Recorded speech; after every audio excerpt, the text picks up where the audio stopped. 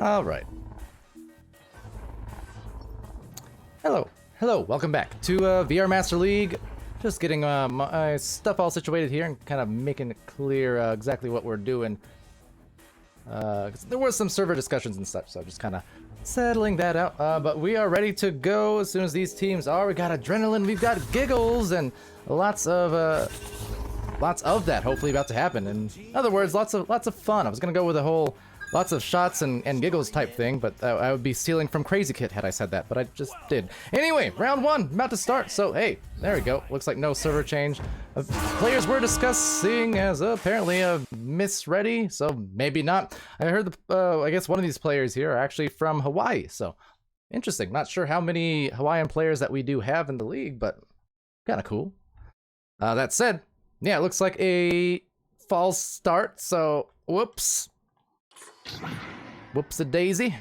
In any case, what's up, guys? Once again, welcome back to VRML Channel 1. Solar in there. Spending some points. Gonna be angry if they don't get some points back. Yeah, looks like, okay, so we are starting now. Joke's on me. Welcome, Squid, to the chat as well. Shorty and Tom Dash, and ooh, getting going. Yeah, getting going. That doesn't sound right. Got it going in a quick dash. Whatever. Whatever. But with that, it will be a clear from Coaster Master. Over to the midfield now. Toki, we already saw earlier on, and that is on. Nothing else needs to be said. Toki from the assist by Coaster Master. I wasn't actually aware that Toki was a sub, but now I apparently am, because this is again, we're seeing Toki back in the game today. Was streamed a little bit earlier on. So over on this launch, gonna be taken by Average Toast. Average Toast for giggles to Knee, and over to Jack. And Jack eyeing down the goalie, and let's see what they make of that. It's Jack Straw from Wichita, and gets themselves on the scoreboard. Couple points. Assisted by Nikawai. 9, 8, 7, 6. And shout out as well to Emil13. Prime Gaming sub, that's 9 months now and a 2-month streak. Appreciate that very much. Thank you, Emil. Glad to see you here today. Blue sends it back the other way. And yeah, appreciate the support and the Prime subs from everyone earlier on as well. A lot of people showing the love here tonight, and yeah, very glad to see it. You know, been what, 5 days without me casting. That said, casting that reel, what a great shot, and that is the real deal from Knee 4-3. And for me, I'm super impressed with that. That was not an easy one. There was defense in the area, kind of had that not inverse, but you know, fading momentum essentially. I mean, tough shot, but beautiful hit. Gotta hand it off. As Toki will hand it off over to the tunnel. Focus. Focus with the disc. Didn't focus on the defense quite enough there, as being overtaken by Knee, and back into the outer bubble. Sprocky. Orange clears it out. As well, welcome to Geo. Not gonna attempt to The enemy pass. say the full name because my eyes are just terrible, but I see the Geo part. Welcome. The hands of blue. Glad to have you in here. You're a gem. You're a Geode. Speaking of Geos, off that Pac-Man, it's Royal Chef. And see what the chef has cooking for him. Instead, actually back out to Coaster. I almost said Cooler Master. Not sponsored by the way. Coaster Master, not Cooler Master. Orange catches the enemy pass. Now that said, up to Average Toast. Average Toast up high by that bubble. Gonna have that shoulder entry. Whoa, what a pass! Oh, and the shot as well! Oh, that was a flash. That was a flurry. And that was a thing of beauty. You see, look at that. Average Toast, like, approaching the shoulder on this replay. Super deceptive. An anchored pass, but kind of swinging around. A curl pass, I guess you'd call it. It's a thing in basketball. It's not a thing that you see too often there, but really going for that extra little trickery. You kind of expect maybe an anchor shot, but not just a curling pass to a player outside that bubble. That was pretty crafty. And that said, they are up 7-3, but Toki having it, or getting it back with a nice steal, finding Focus, but Focus just missing the grab there. And we'll be back to Sprocky now. Now Average Toast with it, but Toki takes it back. So Toki with a clear, and down the midfield, all the players trying to look for their links, look for their chains, see what they can get going here down that lane, as it will be Royal Chef, right back to the midfield. No one there to really grab it in time, as it will be a big brawl unfolding. Now Toki sends it to Coaster being stunned out. Another one here, Coaster again, but average toaster master. There's a lot of words to be had in that one, but that said, almost a goal, dinging, and now rebounding, but a good grab. I don't know what I was gonna say, a good grab, whatever the case is, getting the grub and finding their flow into this game. That was just a great defense and really fast paced now, kind of breaking out here in the last few possessions. Now trying to slow it down once more, about what, halfway through this round, 7-3, 5 minutes expended. And now some time. And so go the ebbs and flows of Echo Arena. That shot narrowly missing the goal, rebounded there by Average Toast. Oh, that would have been another spectacular fadeaway shot. But not able to find the same results that time, so now giving up this play, going for the bottom male slot. The tougher of the two, typically. At least from that forward-facing orientation. Or, I guess that's what you call it. Right side up, but is there really such a thing in Echo? I don't know. But Nikoi with the disc, and Nikoi with a 3, but just missing. Glancing glow will get back to Sprocky, however. Now lining up their passing plays. They got the boot pass, they got the shoulder pass. Eventually it will be Straw taking a pass, making it actually to Average Toast, and Average Toast right into the goal on a couple of defenders inside there, but had enough of a amount of space, to find that goal, because none of the goalies had dove on. So yeah, just instead it was Toast who drove on them. 6-point advantage, 4 minutes remaining here in round 1, and kind of an awkward little rollout there. Not sure what happened, but the disc getting eventually to Royal Chef. Royal Chef sending it through, taken back in the trap here by Toast. Average Toast has it picked by Toki. Average Toki, and like I said, lots of words. But over here it's Sprocky the clear, over to Royal. And Royal with a pass. That's going to bounce right back to him, in fact. Taking it back as Average once again. Another grab by Royal Chef. And off the body, perhaps, or just a slap. Either or, that's going to be taken here by Nikoi. So knee to Average Toast, a stun, and a attempted fling, but no one there to really recover as a thing. Would have been a nice flat bounce, that setup play. It's kind of a volleyball-esque, I guess you can call it, but no one there for the recovery. So getting lost a little in the mid lane, both these teams scrambling a little bit for possession, and just beyond the reach there of the Coaster Master. Back to Jack. And Jack to Sprockies. All the meanwhile you can see here, Nikoi trying to find an avenue to be open for a pass, perhaps. Trying to give those passing lanes. It's always a good thing to prioritize when you can. Unless you're sending one player to brawl out the defensive stacks, just making sure you have a line of sight to your QB at all times. Give him the options. Nikoi looking for the best possible option, which is to say, another drive-in goal. 11-3. For the side of Giggles on orange. 2 minutes left in the first round. Adrenaline still trying to have the adrenaline kick in, maybe for a little comeback at some point. Adrenaline. Unfortunately, haven't been able, my part, to cast them nearly as much as I would prefer. Like I said, it was up to my choice and capability to get all these teams in. But in the gold division is Adrenaline, 12-6 on the record. That is substantial for sure. This is a team who's been putting in the work on stream or off stream, so I was supremely interested to see exactly how they played, and that set the shot not quite in. A rebound from Average Toast, perhaps, but actually misread the bounce.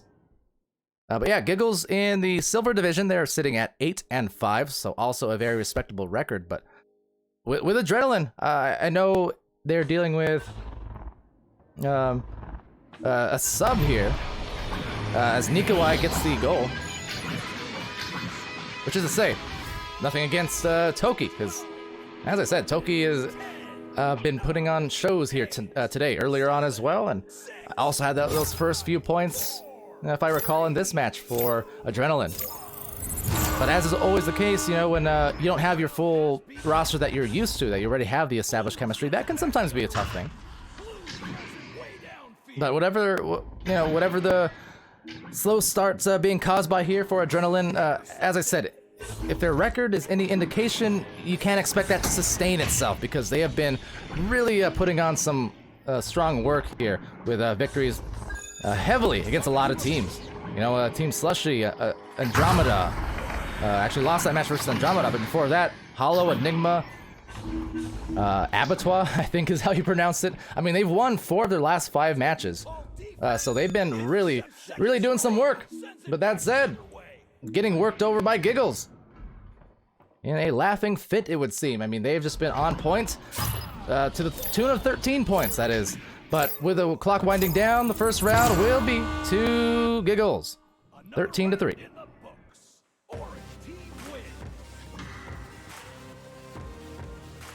Now, as is convention here on the streams tonight, I'm gonna send you over to the score screens courtesy of Ignite, and you're gonna not hear me talk for a few seconds while I hydrate.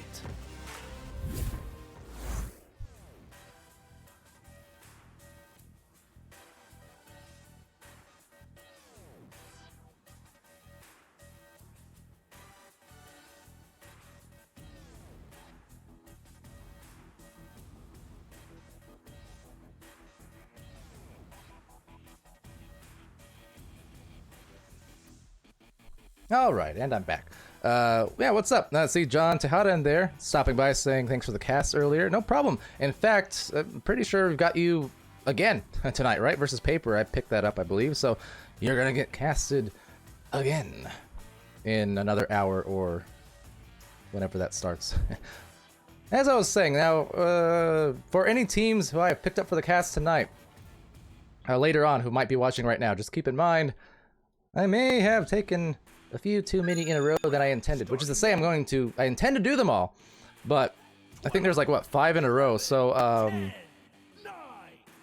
fingers crossed for no delays is all I'm gonna say. Hopefully everything goes, because they're all 30 minutes apart is the thing, so, ideally if everything goes smoothly, there's not too many substantial delays, we should be fine, or if there's not too many round 3s, which normally I would cheer, but, yeah, keep in mind, you know, everyone I signed up for, I intend to stream you, but if we are delayed here on channel 1, just keep that in mind. You can send invites early still, you can wait, or you can start as scheduled and I'll just join late, but either or, not too late, it's coming up early for Coaster Master.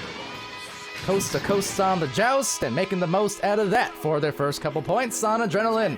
Starting it off the right way. Love to see it. Sometimes that's all you need, you know? Mental reset, clock reset, 10 minutes, and 0-0 on the scoreboard.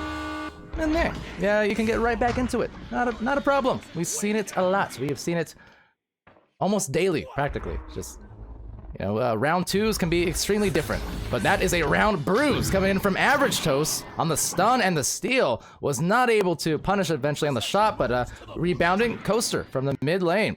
Now that is also going to take a bounce, flat right to Sprocky. But a good contest coming in from Royal Chef. Now, Average Toast, just tapping over to Ni Kawaii, and now 3 Kawaii on the stack. All down and unable to get the disc, really, they will sail back into the defense at the very least. Meanwhile, Jack Straw from Wichita up high to Average. A high average, in fact. But average being checked, and now the average being dropped as a shot, or the clear, will actually sail right back. Kind of inconveniently, but eventually to Toki. Now Toki getting a clear, that's gonna bounce into that bubble, but 3 defenders in the lane, so they're gonna take that back without too much worry. But a great pass to Average Toast now. A lot of defense in the area, but still managed to get the grab. Now rebound, maybe the first few points. It's a success. It's Ni Kawaii, and Ni for 3. Always love saying that. 1 point advantage for Giggles.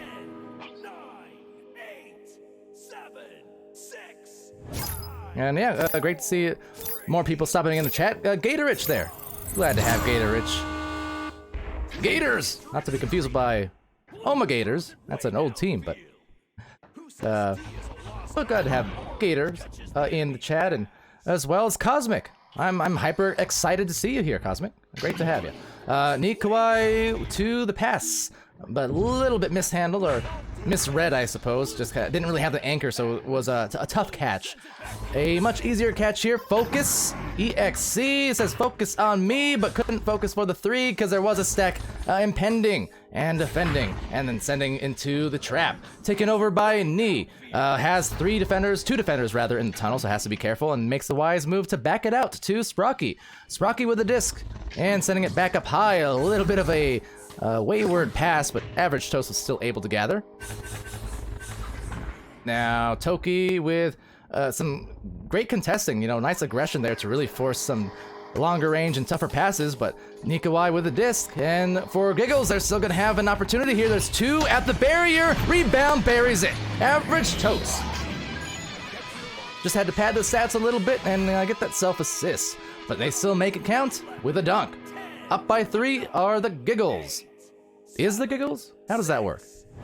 I always flip-flop on those, you know? This team is or are? The Giggles is, Giggles are. It turns my brains into spaghetti. Spagoodles. But regardless, back into the ramp. It's going to be taken, looks like, by Coaster Master. There was a stack from Giggles, but they overshot a little bit. That said, an intercept. Average Toast, and it bounced right back to the cloud. Had the lane, but the lane now closed on the 3.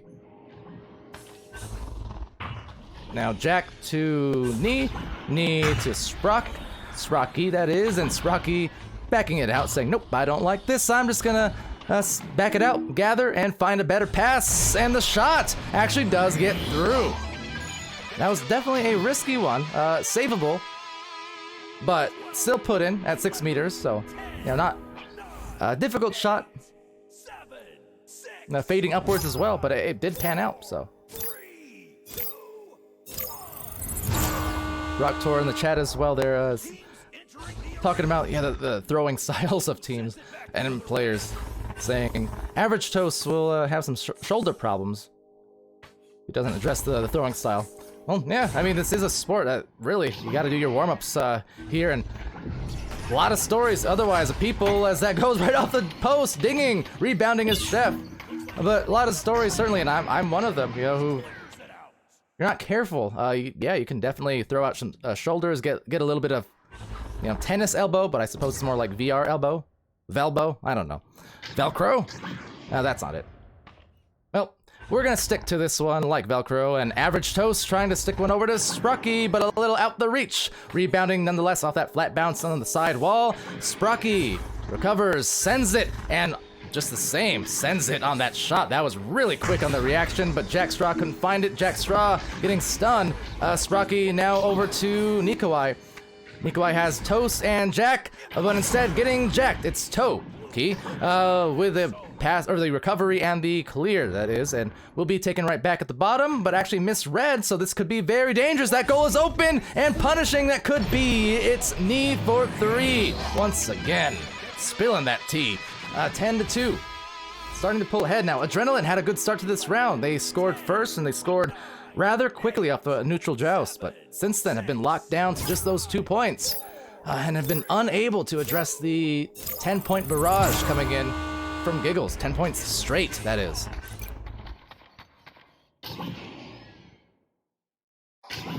Now, over at the Cloud, some stuns going out, but the disc will actually miss all the players as a result.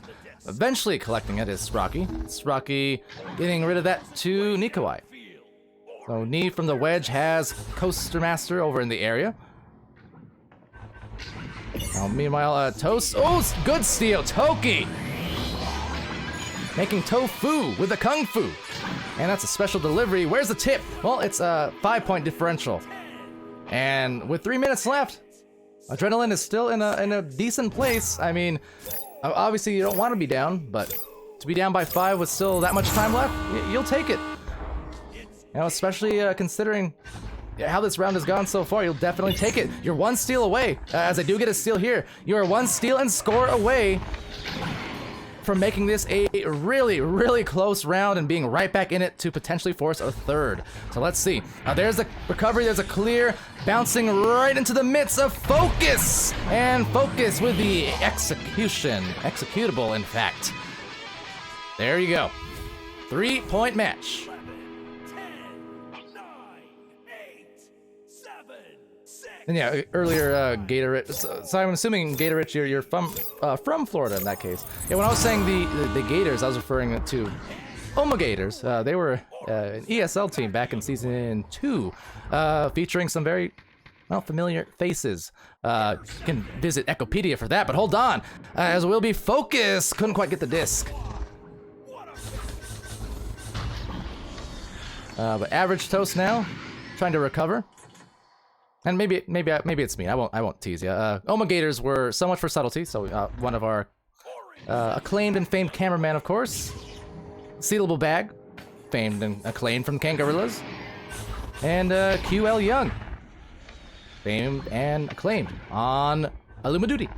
It was an all-star roster for sure back in the day, and back with a save, a snag out of the bubble, trying to deny some more points scored on them. Again, they're within the reach. 3-point difference. Oh, but the goal, it's open, and they're back up by 5 for Giggles. Costly turnover there, and open goal just as well punished. 11, 10, But yeah, Oma Gators. 8, Still, 7, 6. I don't know. Maybe it's a thing with QL specifically. Because I was gonna say some of the favorite names and teams that kind of we like to just randomly shout out. Oma Gators are one of them. Another one, Squid. And by Squid, I mean they were literally the squid emoji. They weren't. They were just the emoji, but known as Squid. Another old-time ESL favorite, I guess you can call them. Back in season 3, and QL was on that team as well. Now speaking of, I don't know where I was going with that. Speaking of nothing, back into the game though. With no turnovers for us here. I mean, let's see. The time is just about out, and yeah, Giggles looking like they're gonna claim this round and this sweep. Adrenaline, they definitely had some opportunities, but just could not quite finish it out. But they did put on some points here late, and they still have some chances for a few more. There it is, there it goes. Recovery, rebound, outside the bubble. So maybe one more. There's a grab by Coaster right down the coast, but being stunned and taken back by Average Toast on the Average Coast. And with that said, it's going to be the round series going the way of Giggles. Adrenaline, they were close. They brought it within reach. But yeah, just a little outside the realm of recovery in terms of that comeback. So congrats to Giggles on their 2-rounder.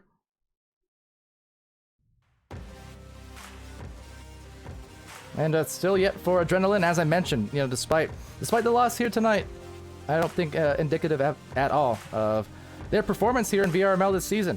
You know, you look at the score screen and you look at the overall record and such.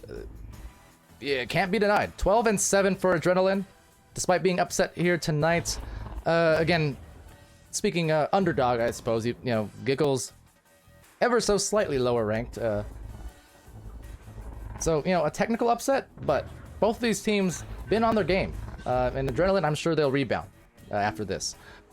So with that, let's see. After this, we do have our next match ready to start soon, and we'll actually be on time for it, so that's cool. Like I said, we got something in the realm of 4 or 5 in a row, I think, so fingers are crossed that we don't run into too many stalls or delays. But yeah, the next match here in 3 minutes, give or take, will be Corrosion versus Wrath in the Diamond Division. Of course, Wrath, a master team in Cycle 1, looking to rebound and make their way right back into it here in Cycle 2.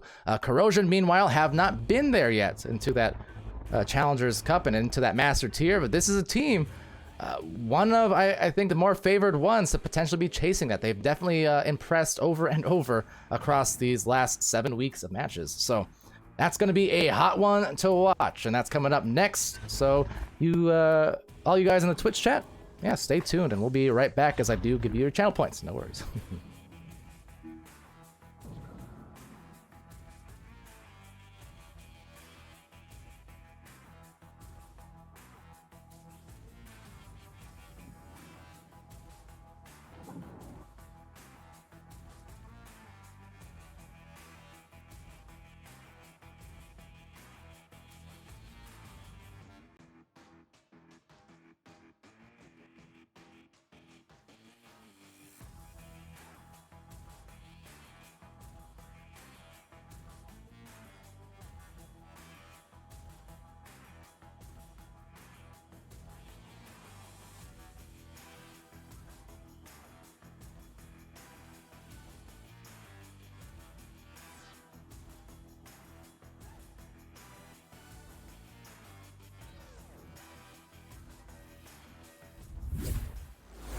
Max and Jills, I'm Monsieur Dimui, and this is 3 Minute Meta. In this installment, we are going to cover turnover offense. Unfortunately, for the vast majority of Echo Arena players, turnover offense amounts to a single strategy, clear and boost. And while a coordinated clear and boost strategy is certainly not a bad one, it is also not the only one. Furthermore, there is a fine line between a coordinated clear and boost strategy versus a panic clearing and hoping you have some teammates close enough to chain together quick enough to get to the disc before the other team strategy. Now, of course, a turnover can happen anywhere in the arena, but when we're talking about turnover offense, we are more often than not referring to turnovers that happen in your own zone, typically when the opposing team is attacking your bubble. This is often one of the most difficult areas of the game for a team to practice and become comfortable with. In these moments, when you've just stolen the disc from the other team right at the edge of your own bubble, your deepest instinct is to clear the disc away from trouble. But success in Echo Arena comes down to the choices we make, and a panic clear is not a choice, it's a bad habit. But before we get to choices, the most important part of a turnover offense is communication. When you score that turnover, it should be immediately communicated that you are in transition. This tells your teammates to begin setting up your turnover offense. This is so important because you may only have a few seconds to react in this situation, so the sooner everyone is on the same page, the better. If you're going with a clear and boost strategy, the moment the disc turns over, a pair of players should be linking together to chain after the disc. You should know before the other team when the disc is getting cleared with instructions on where it is headed. They do not need to be overly specific, but just announcing where the disc is heading as you throw it can give your chain the advantage over an opposing chain. Once the disc is cleared, your remaining two players should typically link together and boost downfield so you can set up an attack on the bubble if needed. The common alternative to a clear and boost offense is to set up in a passing formation. This is very much similar to choosing an offensive joust scheme. The moment a turnover happens, your team should start fanning out in an offensive formation looking to set up an attack on mid. What is important here is that everyone has an assignment and knows where they should be going. The specific scheme you choose matters, but not as much as simply having a scheme. In any case, when setting up in this formation, it should also be seen as setting up to attack mid. Where clear and boost is more like an aggressive joust scheme, formation passing on a turnover is generally deploying more of a protect scheme. Passes here should generally be quick, with no one holding the disc for longer than a few moments. If the defense is operating with a chain, there should be an effort to break up or otherwise slow down the attacking chain to clear space enough to get through mid.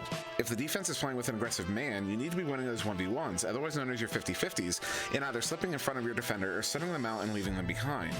The goal is to move up the field as a unit using your passes to keep the defense off balance. If you are having trouble progressing forward, consider a reset to draw the defense into your zone and then make another attempt with more space in mid. As always, thank you very much for watching. If you have any questions, comments, or concerns, feel free to leave them in the comments section below. I've been Monsieur Dimui. Please like, share, and subscribe, and have a wonderful day.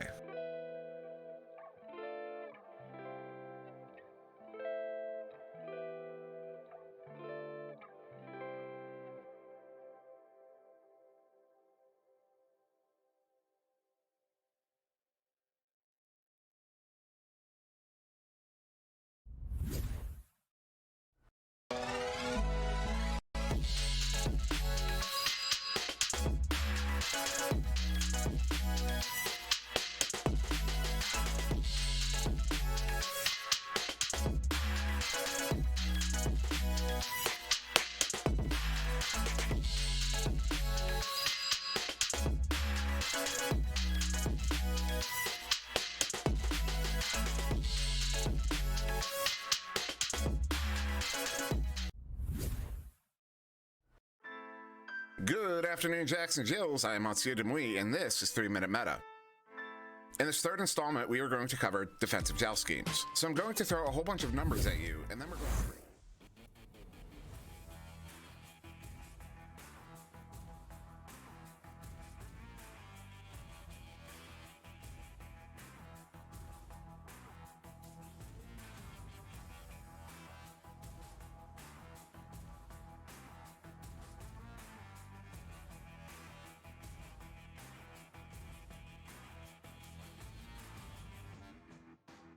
Alright, hello. Welcome back everybody to the show, to VR Master League Channel 1. And our day-to-day streams, night-to-night streams continue. Orange team ready. As always. Of course, my first day casting this week, as I mentioned, but good to be back, if not a little bit straining, but in only the best of ways, of course. Got a lot of matches here left for you tonight still, and this one gonna be something to behold, because you got Wrath coming back. Off of they took a break, a 1 week break off that after the Challengers Cup. They're back here and they're here to make a statement.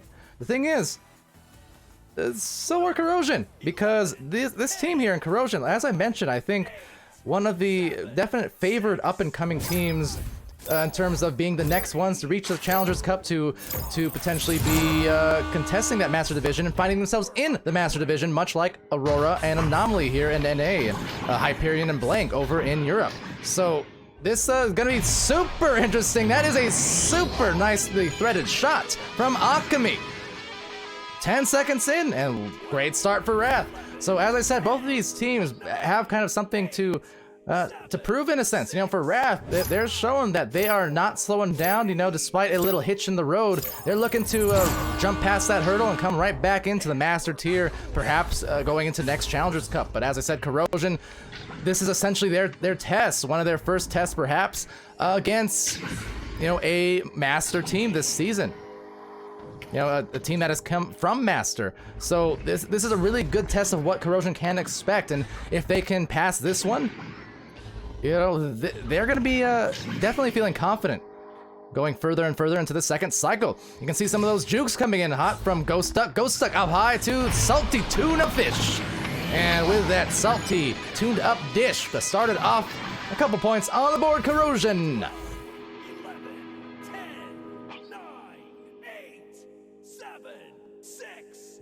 So Ghost Duck the assist there, bringing it right back for them. Welcome everyone in the chat stopping by. Breezebo saying loving the 3-minute meta videos from Sir Dimwee, and absolutely very valuable tool, and that is a 3. Could have been of great value, but instead it's going to be exported to the other side and quickly on the boost now. Almost a 3, but Tuna Fish, the guarantee, was going to be a little off on that full court clear, but it worked out.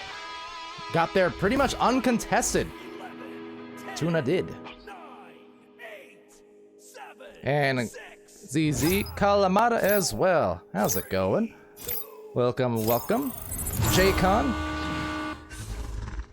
Playing some Echo here, casting some Echo all night long. Great to be back. Arrow Knights back to the backboard or just underneath it, and quickly scored by Chuck, not Norris. Not bad. Not bad at all. 11 seconds. These are some very quick goals coming in from both teams. Not wasting any time. They are off to a race. Quick one.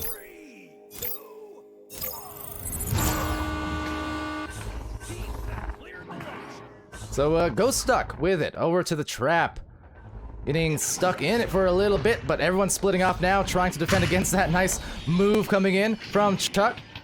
So Chuck trying to get his team here, Wrath, off to a great start. So far, so good. They are up by 1. I mean, 9 points scored between these two teams in just 3 minutes, less than 3 minutes of action. With that, back to Chuck. And Chuck at the bow tie, now looking for a little bit of slowdown, seeing what they can do. Finding the angles, you have Arrow Knight right underneath the backboard, and sneaky, but gets the leak through. Anubis going off of the hand or the head, either or. Arrow Knight was there. You can see just inverted and kind of hiding under this little cranny. But with that, they're up by 3. So back to Anubis and Corrosion. We've enjoyed, again, a very successful season. 10-3 in the Diamond Division so far.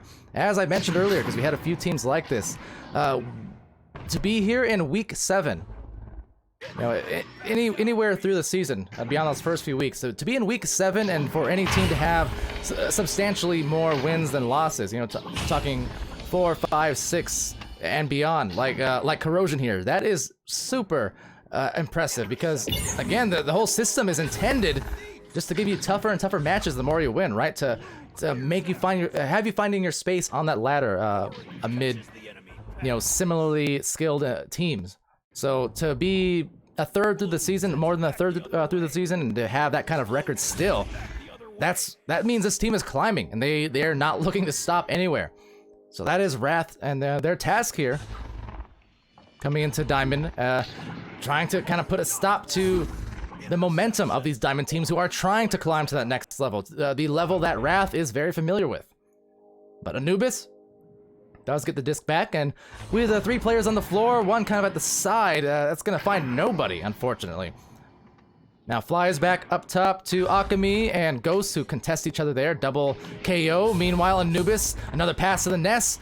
Ghost Duck finding just absolutely open. No defenders getting lost, and Ghost Duck finds the anchor shot.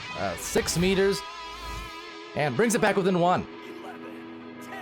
Nice fling, but you can see kind of a defensive stack from Wrath, so part of the intention perhaps, but of course the dangers of that is it does tend to leave somebody open if you can't close them defensively enough, like was the case there. Well, you could be very well punished. So Ghost definitely recognizing that, and will be now iBlowout Sports, the disc over to the midfield, trying to hit Akami it looked like, but unable to reach it. Salty Tuna will.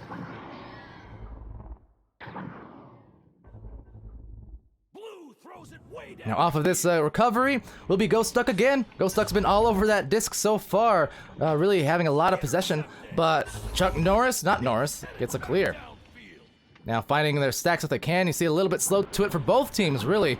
A lot of disruption and a lot of floating down the floor. This will enable Akami to bring it back, and they're up by 3 for Akami and Wrath.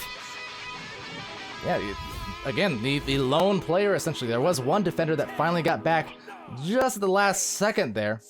Actually, a few of them, but you saw they were so delayed at the midfield. And by the time that they were back towards the bubble, it was too late. Alchemy was there, free for the 2. Salty Tortoise, off of a very quick launch there, trying to dribble it down the floor, and it will be Anubis sending it back to Tortoise. Tortoise to Tuna Fish. Tuna to Ghost Duck.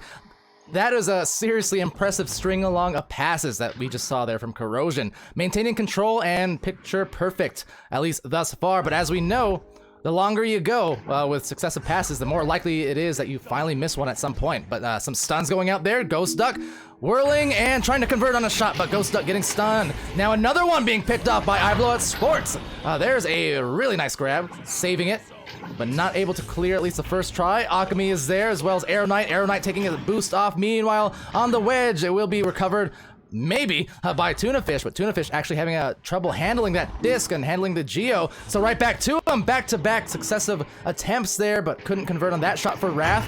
Will be another slap through from Salty. Salty to the midfield, where there is a teammate awaiting, but again, having trouble wrangling that. So seeing maybe if they can get some slowdown here. Of course, when it gets all kinds of chaotic like this, usually just comes down to whoever can breathe for a couple seconds. You know, take a back pass, make a back pass, and then just, you know, exhale, and then find a slower play up the floor. Of course, can only expect it to be slow for so long because both of these teams, they are so very quick. I know for the side of Corrosion, they hold, I believe, some joust records on certain defensive launches. I mean, they've been really really quick on their jousts. Where's Lolo? I messed up. Anyway, Arrow Knight down low, not too low, but just low, and getting low, finding the float, and they're riding on in, but no, Salty Tuna Fish puts a cap on that. Now we'll be back into the midfield, taken here maybe by Tortoise, trying to get there before the defense can address. Once again, though, you see all of that bothersome defense being played in the brawling to really delay a lot of these stacks for both teams, honestly. Arrow Knight's there for the grab and passes it to Chuck. Now Chuck trying to dodge, dance around Salty Tuna, and Tuna with the stun before Chuck gets the disc.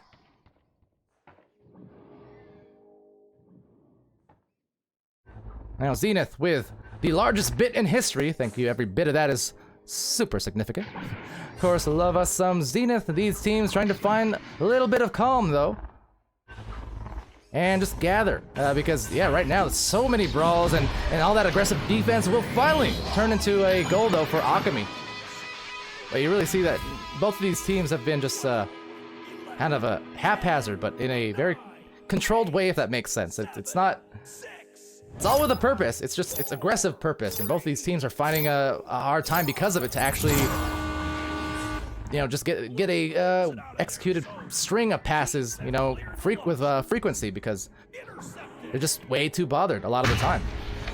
Now that said, a failed rollout there will just open up the door for maybe that male slot. Of course, a little off, but still, I mean, 22 seconds left. Wrath are feeling pretty confident here in this lead now, and hopefully for them, confident into round 2 as well. For Corrosion, it's just going to be a mental reset needing to be had, and I'm sure that they can get it done. I've seen Corrosion in a good handful of round 3s here in Season 3 so far, so as I said, they've been rolling. But unfortunately for Corrosion this time, Wrath, I mean, they're coming back exactly with that here in the Diamond Division. Now, 11-6, round 1 in the books.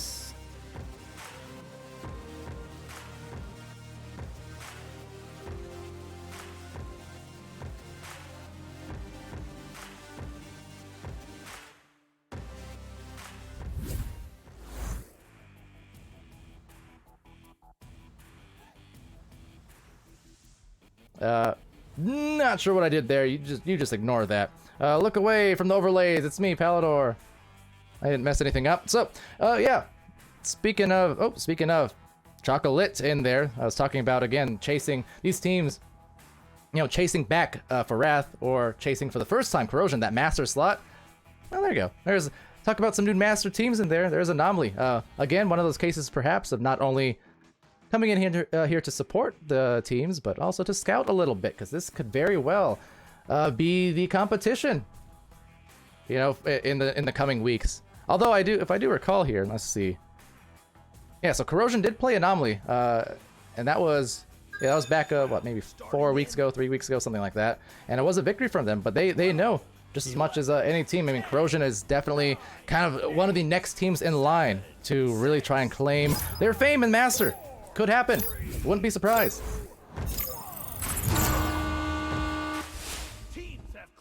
Now, with that launch out here, Ghost Duck able to gather and send it way deep down. The stacks all arriving right inside that goal, just within a few feet of it, in fact, but right through the tunnel.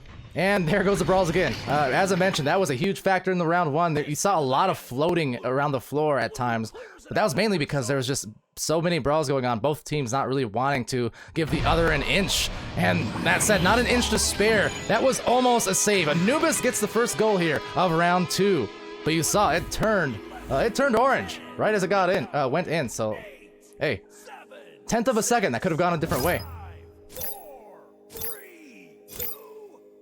Bontac saying chocolate, broken pun, no such thing. Actually, yes, such thing. All my puns are pretty broken, but that's okay. Make them work. Arrow Knights trying to make their team work. With teamwork, for their first 2 points. It was definitely a fast start to the first round. I mean, we had, I think, 9 points scored in the first couple minutes, and maybe up to something similar here. I mean, 23 seconds in, not wasting all too much time. Alchemy, assisted by Chuck, some bounce passes thrown in there, and just lining it up. You know, with those bounces to the front, to back, and side to side. That's how you keep the defense on their toes and constantly in a position where they have to reposition. That's the key to it. You know, you drive in on goalkeepers or defenses where they just get to eye you down and kind of watch you as you dive in all along the way. That makes it a lot easier for a defense to have success, but if you go with a crisscrossing and the apple saucing, you'll find yourself in a comfortable position for a score, at least more often than not. That said, Salty Tortoise, and there is the 2-point rebuttal from Tortoise. Basically just walked it right up that floor. And the goalie was heavily bothered, so it opened the lane for another small lead for Corrosion. Good start into round 2. Steel Sky in there, I think referencing the almost save earlier. With the Chicago! Steel Sky and Chicago, name a more iconic duo. That's it. Look at the speed coming in. That was a great recovery. Fast and accurate from Tortoise and Co on the stacks, but Corrosion does not maintain control. So now trying to go for that one, Chuck, not Norris. Definitely an explosive scorer. We've seen it time and time again. Arrow Knight to the backboard. Oh, but no time at all. Salty Tortoise just snagging it and denying an opportunity at a score. Great save and the recovery from Anubis. Anubis eyeing down that lane. They're going to dribble, but a good leech from Arrow Knight. Arrow Knight stunning both of them. Lights out, Arrow Knight's out. Back to Chuck, not Norris, and Wrath with possession 3 minutes into this round. What's up to Nate Appleton and Ryan JK? No jokes, though. This is a great game so far. Great round. It's Ghost Duck. Kind of a dangerous one. There was a little bit of heat on that pass, but of course the defender in the area. But nonetheless, good reset. And as I say that, the boost, the Leech, and Anubis now getting stunned as well. Everyone getting a piece of everyone on this, but nope. Piece of pie, I guess not on that, but let's see if they can eye it down. Rebound. Arrow Knights. They're tied at 4. And there you go. After a few unfortunate bounces, they just eventually got the goal anyways. 11, 10, Eye always on the prize. 8, 7, 6, 5, 4, 3, 2, 1. Now again, for those tuning in here, we got Cleared the launch. several matches left for you still. This is the second in a row, I think.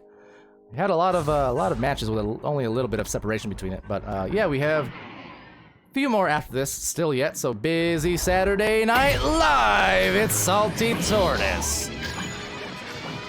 Glad to see the tortoise being kept alive. No reserve or reservation, I guess is what I meant to say. Whatever. Broken pun, like I said. Anyway. Don't mind me, it's up by 2. They're up by 2 for Corrosion. They need this round, suffice to say, to want to force that round 3 a bit. Already, things looking a lot better. I mean, currently they're sitting at their point totals from round 1. It was 11-6 in favor of Wrath. So, we're about halfway through this second round, and Corrosion already meeting their round 1 totals, and that's good news. Great news, in fact. Meanwhile, Arrow Knight here. That's great news for them. What a nice pocket as well. Was assaulted by that defense on the feet and on the body, and also won in the goal, but still managed to find the angle. Not being bothered whatsoever was Arrow Knight. 8, 7, 6, 5, 4, 3, 2, 1. So Anubis taking this over, sending it to the trap to Ghost. And on this rollout, kind of one favoring each tunnel and then one deep at that wedge. Not too uncommon of a rollout to see there, as will be Salty. Hey, Salty just bringing it in. That's the second time we've just seen a straight up walk-in goal, essentially for a Salty Tortoise off of the Corrosion Joust. Maybe I should be paying attention more to the back lane. It's kind of hard when looking for the disc a lot of the times, but that's the second time that's happened. And the question is, I suppose, what Corrosion is doing to prevent those stacks from recovering and getting back on the defense, quick enough. So definitely putting in some work there, but Chuck Not Norris is going to try and work that to Akami. Akami with a back slap. Kind of a crafty one, knew the general area where the teammates were, but might not pay off. Salty Tortoise actually, though, getting stunned, so I Blow at Sports now. Chaos unfolding again. Everyone diving out of that bubble, and that's going to sail in! Oh, the goal! I Blow at Sports! All around the world, one way or the other. That is a very scenic view that disc took. How unusual. Somebody call Tom Jones! I'm jonesing for the rest of this round. This is a 1-point lead for Wrath. I don't know what that was, but it was something. It was something. Nonetheless, it's gonna be Salty Tuna searching over for Ghost Duck, and I'm still reeling off that last bounce. Now I actually saw that happen 1 or 2 weeks ago as well on a cast, so it's not the first time this season something just like that has happened where it bounces off the barrier into the goal. But boy, was that a crazy one. Nonetheless, it's Salty Tortoise with the disc, and seeing if they can stave off being too distraught over that last goal. Very unusual and an unfortunate hit. Everyone just diving. But Anubis with the disc. Anubis sending it over to the root. Ghost Duck. Ghost Duck back up high to the shoulder. Salty Tuna. Wow, what a shot. Now, yeah, for those who haven't seen Tuna's shot, we talk about the fast stacks here for Corrosion, but that shot from Tuna Fish, very unusual. That frisbee-style fling. But man, is that a dead accurate shot from Tuna. Might have seen from that top plays video from weeks ago that game winner was hitting one of the rounds from midcourt from that right tunnel. I mean, that is just a dead eye. And that said, dead eye is I Blow at Sports. Not letting any shot get by him. Back into the bubble, one for each team, getting there right at the same time. A fly-through, drive-by, stun by Chuck, and Chuck's indeed. And I Blow at Sports, blowing by that defense. They're up by 2. 11, 10, 9, Breezebow saying, you're a huge dork, Pally. Why, thank you. Now, whatever. You know me. Like I said, it's not unusual, okay? Not, of course, keep calling me a dork. It won't be unusual to see me cry. I want to die. Anyway, over to the midfield. It's going to be taken by Ghost Duck. Ghost Duck over to the bubble. Salty Tortoise to the boot. Tuna Fish now. Dancing around and backing it out, just waiting for players to reposition and find a better passing avenue, which they will. There it is at the shoulder, but being dove upon and stunned at that. So some harpoons being shown on these creatures of the sea, but seeing if they can see another goal here soon to tie it or take a lead with 3. Depends what they go for. Backboard, but nobody home. Just a miscommunication or misalignment, I suppose. Some great leeches there from Chuck. And who was that? Tuna Fish. Back-to-back grabs on each other. Like I said, the reflexes here of these teams, even after they're, jostling for position, they're so quick to get those second grabs, those third grabs, and just, back and forth on that pace. Arrow Knight there, if they can get this shot, that would have been huge with less than a minute left to put them up by a couple goals. Still within the reach of Corrosion. If they want to force a round 3, they need to act fast. And fast they are. There's Anubis getting stunned just as quickly. A slapper into the catapult exit. And maybe trying to make a 2-round exit for Corrosion if they can close it out with another goal there. But they will get the clear, so there it goes. There's a speedy stack. They've got the avenues. Everyone's there. They've got the time. They've got the shot right on time as well.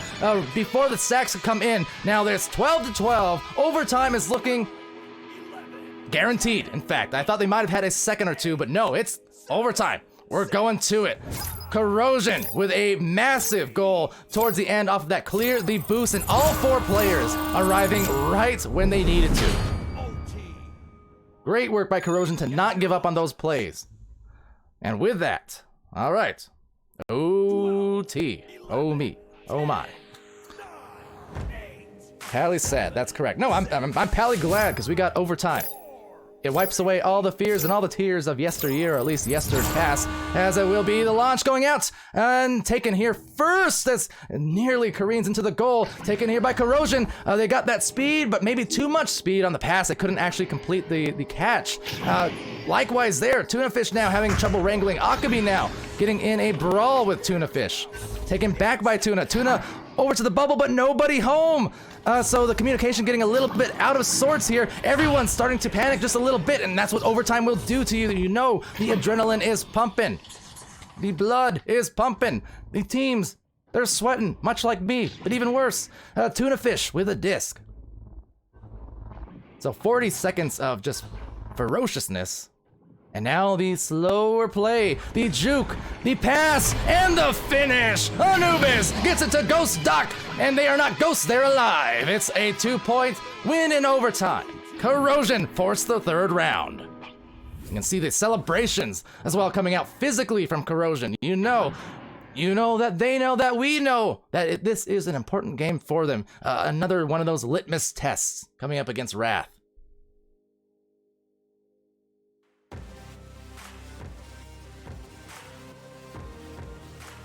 So with that to the score screen real quick. Well, why do I always forget the score? 14-12, right? Right.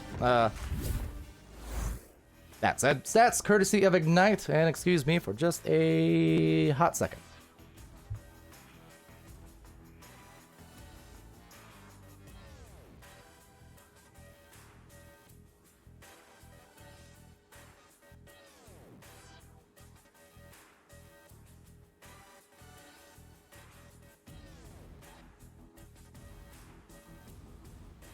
Okay, now for your 5 seconds of Palidore. Sorry, I was, like I said, chugging a lot of water this night.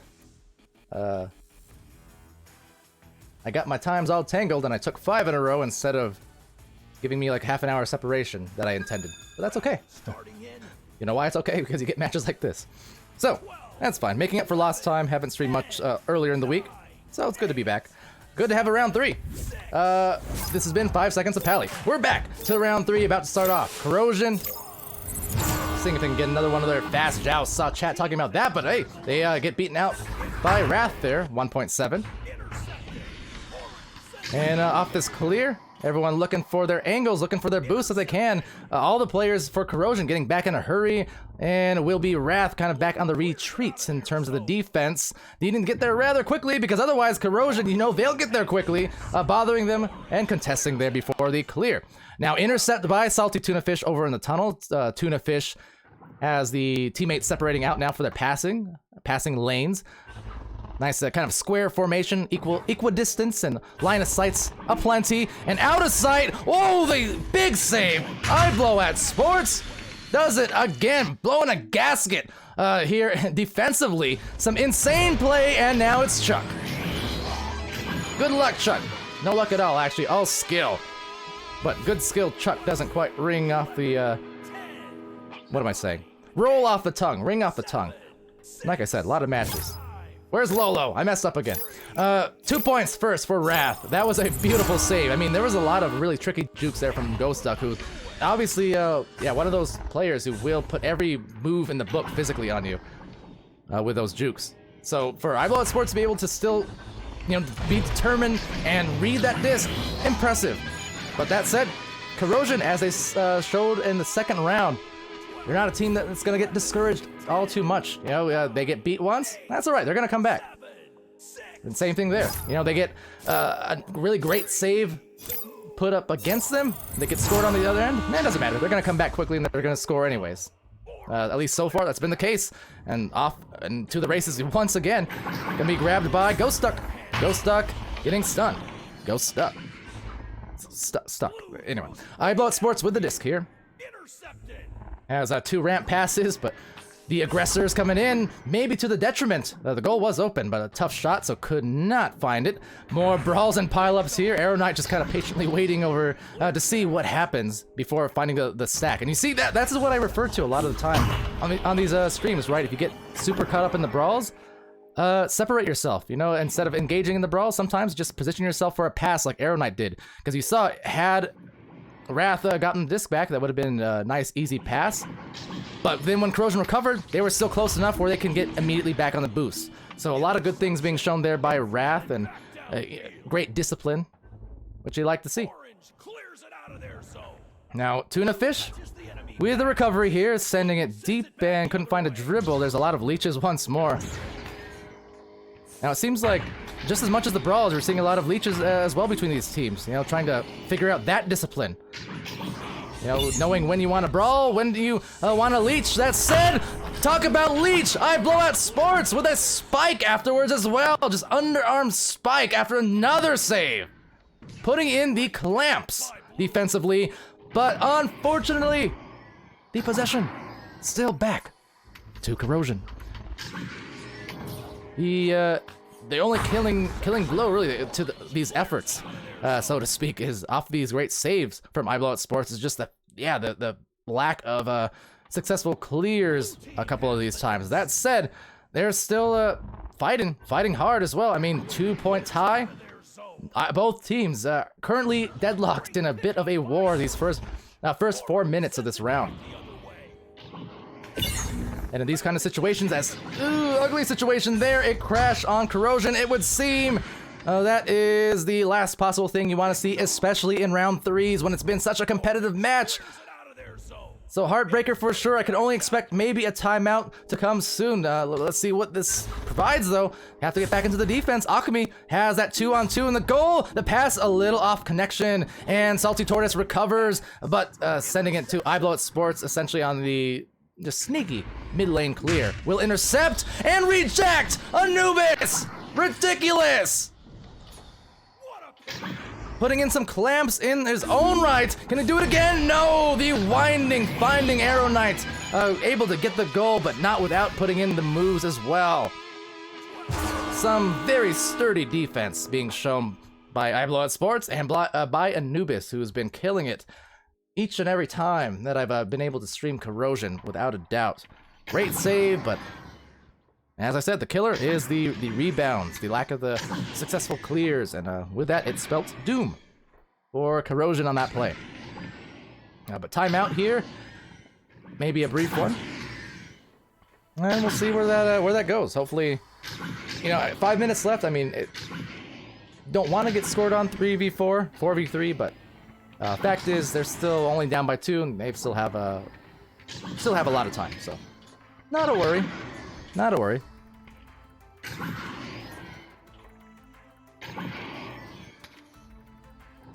But yeah, some immense saves we're seeing in there, as indicated by Twitch chat as well. Tom Welling saying earlier on, I hydrated enough for 3 more. Or am I hydrated? Yeah, trying. I'm currently on my 3rd bottle of water being chugged. My fault, really. See, the key is you gotta hydrate hours before you cast. You gotta overdo it then.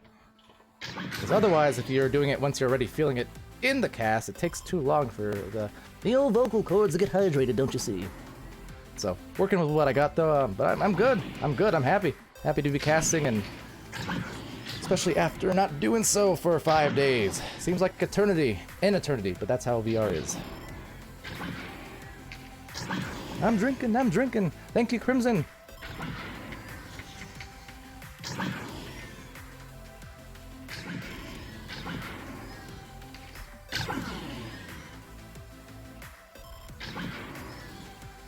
Ooh, that's another 10 ounces of water down the gullet. Appreciate it, though.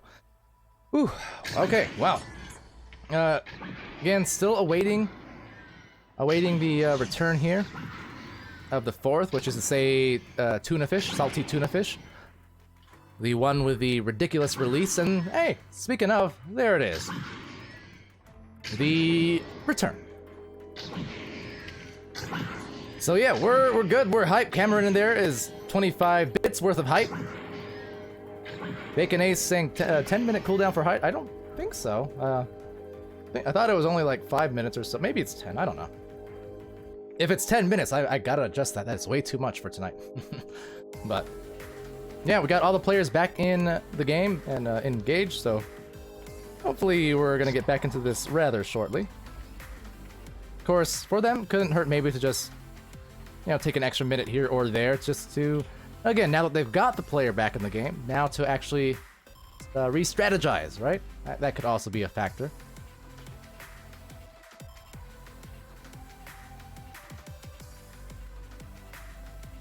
And alright, so that said, also we do have a match scheduled between Paper versus Technique. I do have Atlas linked to that, it looks like. But of course, let's see how this one finishes first. Now, if there are any Paper or Technique players, you know the drill at this point, right? But, if you can wait, great. If you can't, that's okay too. We'll still join you late, in progress, wherever you happen to be. But with that, the last 5 minutes of this round about to start. This is a tense one, ladies and gents. And Farting Crab as well, shout out to you. I don't think I've shouted you out. Surely I would remember farting. I mean, shouting out farting. You know what I mean. But let's see, not to waste time or pass gas, it's going to be I Blow at Sports. And also shout out Ant Gas wherever you are, because I misreminded one of my other favorite names in Echo Arena, period. That said, it's going to be bouncing off the backboard, or off the, the sideboard. Salty Tortoise here, sending it to Anubis. Now, some good stunning coming in from Tortoise, and talk about contortionist with all those moves, trying to maneuver around that stack and break them up, so does with some success at least. What a pass! Oh, and what a finish! 4-4, and they wipe off that slate just like that. Not too early and not too late. What that means, I don't know, but it sounded nice. 4 minutes and 15 seconds left in this third and final round. For those tuning in perhaps a little late, the first round was 11-6 in favor of Wrath. Then it was 14-12 in overtime, going to Corrosion. And now here we are, last 4 minutes of the final round, the decisive round, and we are deadlocked at 4. So Corrosion, let's see, turning this maybe into some points off the turnover. There's this stacks coming in, but getting split apart. Akami able to recover briefly before Anubis gets it right back. So Salty Tuna Fish down below, and Ghost Duck up high. Meanwhile, that cross pass, executed to perfection. The chef's kiss. And that was some, that was a work of art. Love that passing we're seeing now from Corrosion. Like, we've seen defensively what they can do. Especially, you know, in the goal with Anubis there, we've seen stack-wise what Corrosion can do. Pardon that angle. We've seen now, you know, pass-wise what they can do. They've got really a full game here. Not a lot of holes in the game of Corrosion. That is to say, you know, they are impressing in multiple facets so far, and really throughout these last 7 weeks of Season 3. First 7 weeks of Season 3, I guess, in that sense. But I blow out sports now. Obviously, for Wrath, they are the known commodities. You know, starting off in Master slot, and even though they found themselves in Diamond after the last Challengers Cup, as I said, it's so misleading because this is still a team you're talking, you know, top 10, 15. I mean, when you're in Master and Diamond, you're talking top teams in a league of hundreds. So, yeah, again, this is a strong showing and test for Corrosion to go against a team of the caliber of Wrath, as an awkward bounce will just bounce right back to Arrow Knight. So down by 2 is Wrath, and we're down 2 minutes left in this final round. A lot of dives coming out, and a lot of brawls at the nest, not wanting to give up anything easy. What am I doing, Crab? I'm casting. I'm crabbing. We're vibing. And at the moment, it's Corrosion just barely surviving with a 2-point advantage. I like this, though. They're being patient with it again. And that's another mark of a top-tier team, in my opinion. A team who is both able and willing.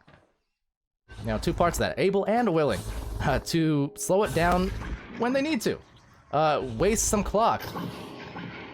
You know, it's one thing to go fast all the time, you know, go Sonic, but sometimes you just need to be strategic, and they're trying to do just that. But that said, losing the disc here. Now, of course, it's also dependent on rosters and teams and such. Obviously, different teams are more comfortable at different aspects of the game than others, but I really think, you know, even when you talk about teams like Joker, for instance, as high of a scoring team as they are known for being, you know, they are back-to-back VRML champions in Seasons 1 and 2. But for as fast-paced of a team as Joker's known for being, and high scoring, you know, they can put on 20, 30 points in any round. You know, when it came down to those finals situations, those playoff-type games, they showed in past seasons they were willing to slow down. They were willing to play it slowly and kind of play that strategy. That said, right here, it's a perfect strategy, and what a save, but a dunk back from Chalk! Oh, that was perfect! On multiple fronts. The plays for days from both of these teams, leaving me all kinds of amazed. Tied up. Could we be heading to another OT in the 3rd round? That was incredible. What a grab, but then the passing was phenomenal. The save, phenomenal. The grab back in the dunk. Do I need to say it? Absolutely intense. This is what VRML is all about. And this is what Diamond Division, Master Division, this level of play, this is what you can expect. 9 seconds left. Now we'll be into the bubble, assaulting it. There's Duck trying to break loose, and they will! Ghost Duck cracks it in, and Corrosion! The absolutely immense explosion at the end. They are gonna be the victors. Wow, wow, and wow. Once again, OT was looking like a possibility. Ghost Duck says no. No, no, no. Wow. What a match. Corrosion have now, by the skin of their teeth, or I guess the skin of their beaks, they have just passed that litmus test against Wrath. And could this be the future of the Master Division? Well, I guess we'll see in the coming weeks. But that is a very promising sign from Corrosion. Wow, what a match though, and what an effort from both of these teams. That was hype. And lost in the hype are once again my scores. What was it? 8-6. Something like that. Going into the score screen there by Ignite, you can get a gander at that. I'm gonna make sure I'm right. Yeah, 8-6. And yeah, as much as I would love to talk about everything we just saw there, we do have the next match between Technique and Paper, starting, well, right next. So, can't dally, but I'll leave you here on the score screen for a minute while I get into the server and stuff. So, stay tuned.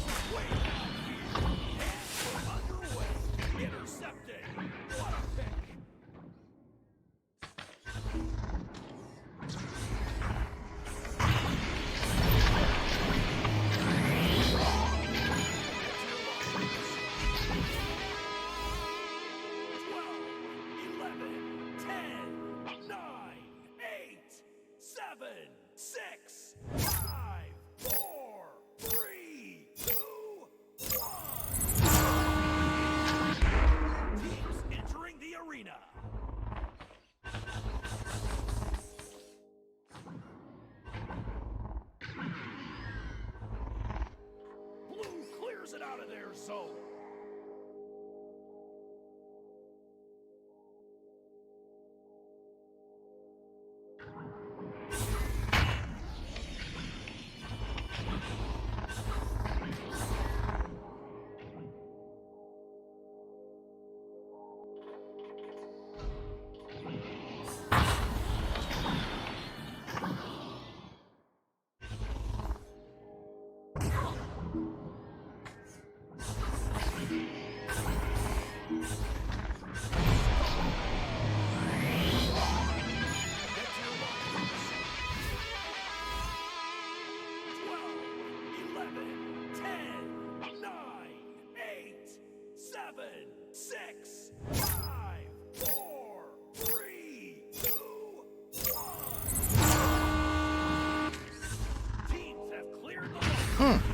That is mighty inconvenient, chat.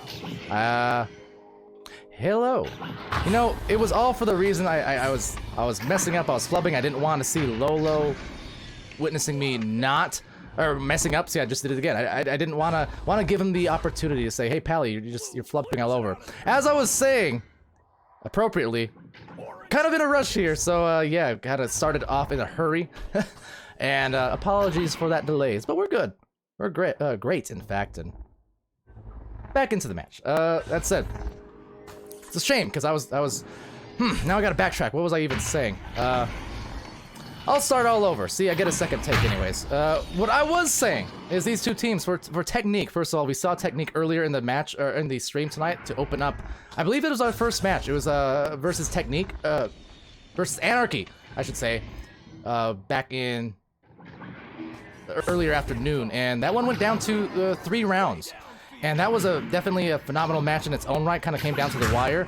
And what I was saying while I was so rudely muted by myself was that both these teams really have been kind of on a roll lately. They've been on a record tear in terms of that win-loss, because you look at Paper, they've got 12-4 on their win-loss record. That's pretty incredible, honestly. For Technique, as they get scored on here by Heck, Technique not too shabby in their own right, and I don't mean to undersell it. I mean, 10-4 is Technique's record.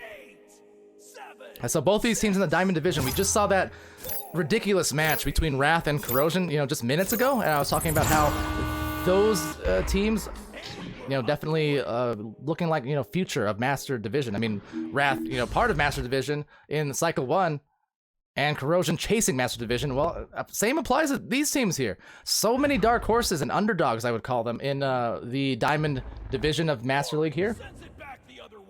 And with records like these, some of these teams, Paper, Technique, kind of sliding by almost quietly, at least I feel like, right? There's a lot of teams that, you know, get the attention and are favored for getting into Master and meeting the next Challengers Cup, but I feel like for both these teams as well, you cannot deny the amount of wins and the big scoring streaks, the win streaks that they've been putting in. Definitely something to pay attention to. So I'm curious about this match, because obviously something's gotta give as well. Giving it right back. Up a great save was Tejada, but Pigeon gets the grab right back. So very familiar finish to a couple of those plays we saw back in the Wrath and Corrosion game, where fantastic defense, but then the immediate recovery by the offensive player to get it right back into the goal. I mean, like I said, Diamond Division, as much as anything, is just amazing this season. It's lit. It's cracking. Does it sound weird coming from me? Maybe. But regardless, and shout out Kraken again. Where are you, G. Tyler? But over to Heck, and Heck checking out the defense, and there's Jay Hush with a nice grab. Just playing the defense, playing goalkeeper essentially, except in the tunnel. So tunnel keeper. Either way, off of that, it's a JD with a shot into the bottom. Not quite the pocket, but close enough. Good shots off the backboard anchor, and they're back up by, or back within 2, I should say, for Technique. And meanwhile, for Paper, on the launch, about halfway through this round, little over. Anubis saying hydrate. You hydrate. You guys have got to be worn out after that last game. That was a really good game. Welcome to the chat, Anubis. Nice plays.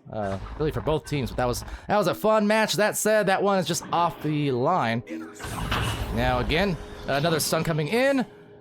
Goal being covered off a little bit here. A dive out and just dinging off the post. So kind of an unforced error there, but had to rush it a little bit at the same time. So. High pressure defense, that's what a diving defense will do to you, right? But a green pigeon there with another pass trying to go to that backboard again. This time, much more calmly placed. Aiden through the traffic and wiped it off the slate, that last miss. You know, making up for it with the positioning on the midfield, getting the rebounds, and right back into the goal. They're up by 4 for Paper. He makes those, that is correct. Alright, now Avarice with the disc off its turnover, and kind of bold there. Not sure what that might have been, just getting a little bit ambitious. Great save nonetheless, Tejada. And back to Heck. Paper on the offense, green pigeon getting stunned. And Heck down to the bubble. There's another dive, and I want to point out, what a grab. Tejada playing some really hot defense at the moment. Great grabs, what can you say? I know I've said that too many times now, but phenomenal defense now, paving the way maybe for some plays, but Ush couldn't quite get that in there. It's going to be taken by Aiden. Now Aiden deep down the field, but snagged out by G-Dog. Now what I was trying to say a minute ago, notice those dives from Tejada and from Technique. On one hand, it's one of those where, yeah, if you miss the dive, your goal is exposed, you're basically caught with your pants down. Don't want to have that happen, but if you time it right, and if, just use that good awareness, reading the disc and diving out when you need to on those longer passes, that's what it'll bring to you, because by the time that you arrive there off the dive, the receiver has no time. They can't do anything with it, right? Like, basically, they have to commit to either shielding themselves from your stun, or just letting the disc kind of fly by them. It's basically a catch-22 situation where if you dive properly, if you dive it and time it right, you're putting the receiver in a position where they literally cannot do anything good with that disc. You know, they either get stunned or they just lose the disc and have to force someone else to kind of come in and save the day on their team. So that's the purpose of the dives, and you're seeing it pave the way now. Actually, as Heck gets the goal off the open, well, not quite open, but off the pocket, so making it tough to catch on that goalie, who otherwise has been playing really well on defense so far for Technique. Heck puts them back up here by 6 points. Only a minute 30 seconds remaining in this round. So, not the first time, as chat's pointing out, not the first time we've seen some rather bold shots, and sometimes they'll pay off, sometimes, well, they won't. But when they work, they work. And definitely some volume scoring is the priority here of Paper and their game plan, it seems. And definitely a team full of some hot hands. They can get it done. Now for missed services, Tejada there, JD. All contesting there outside the bubble in that trap. That's going to be rebounded there by Tejada. Good leech, good tap. As I said, very impressed with the defense here from Technique. And specifically Tejada doing a lot of smart things on the floor, just position-wise, and knowing when to dive, when to go. But that said, Aiden gets another goal. They're up by triple the count. It's 12-4. So Technique just having issues here, doing something with the disc after they cause these turnovers, after they get the saves. And, don't get me wrong, always easier said than done.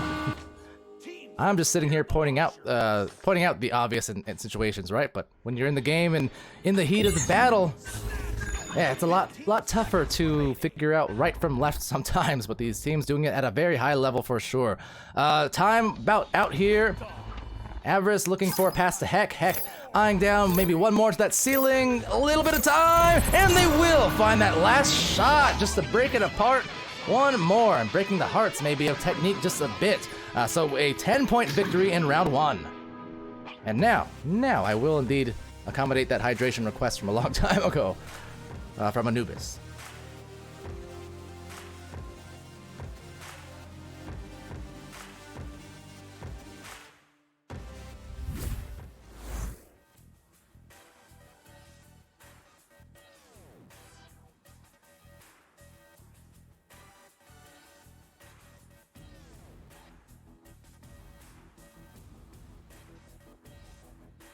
Okay, and with that, take a look at those stats again. Bring it up on my bigger screen here in a second.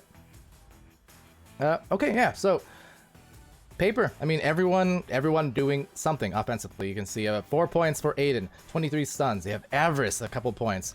Heck, 4 points. You have 1 assist as well. That Green Pigeon, 4 points. And, you know, I like this number, 5 assists. That's my favorite thing to see. More so than the points. I love the assists. 1 steal as well. Over on Technique's side, 2 saves for G-Dog. Ush with an assist. Tejada with 2 points, 3 saves. JD with 2 points, 10 stuns. As I said, the defense was there at junctures. It's just more so being able to find some more success maybe on some of these clears and, you know, connecting on some passes. Just basically able to find control one way or the other if they can.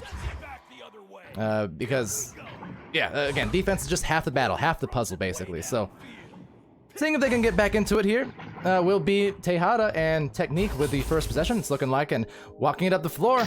They have some angles out quickly. Oh, what a shield! And this shot as well.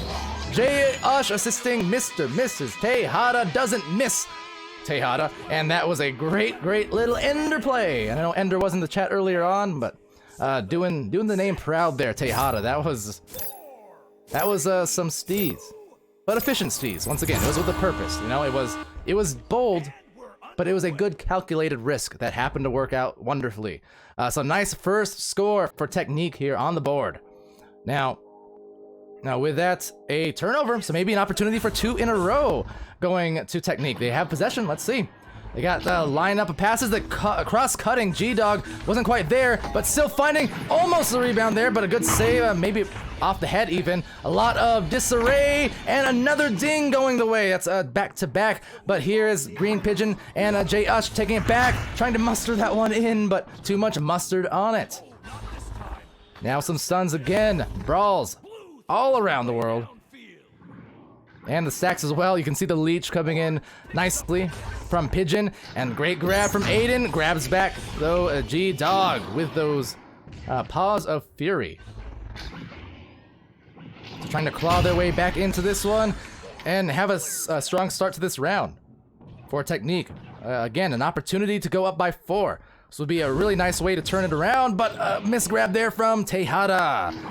Losing it to Aiden. So broke that initial steal to start the round, but now having a bit of trouble. The last 4 or 5 shot attempts / pass attempts inside that bubble have all been a little bit off. So can't let that get to them too much here. That said, this is going to be a recovery, but will be a score from Avarice. Wasn't quite sure because misread the trajectory initially. Offered the defense a chance to at least get back, but end of the day, it was still Avarice able to dunk it in, and they tie it up for paper. So, you know, Technique had a lot of good chances, couldn't convert. Those are the things you kind of look back at VODs at the end of the day and say, well, you know, we could have made that score there, made that pass here. That could have been a very different round. So one of those things where they got to be careful. The fakes and Green Pigeon. Just an immediate turnover and right back into the goal. 4 points all up in a row really quickly. And a timeout being had here as well, initiated by not quite sure who. I think maybe Paper, only because it looked like Technique's players were already going towards the tunnels, maybe? Yeah, okay, yeah, so there you go, confirmed. Looks like Paper did have a player drop out on the connection, so might have been one of those delayed crashes, basically. Either or, they have a player either crashed or restarting, so we will await the return. And allows me another chance to chug to some water.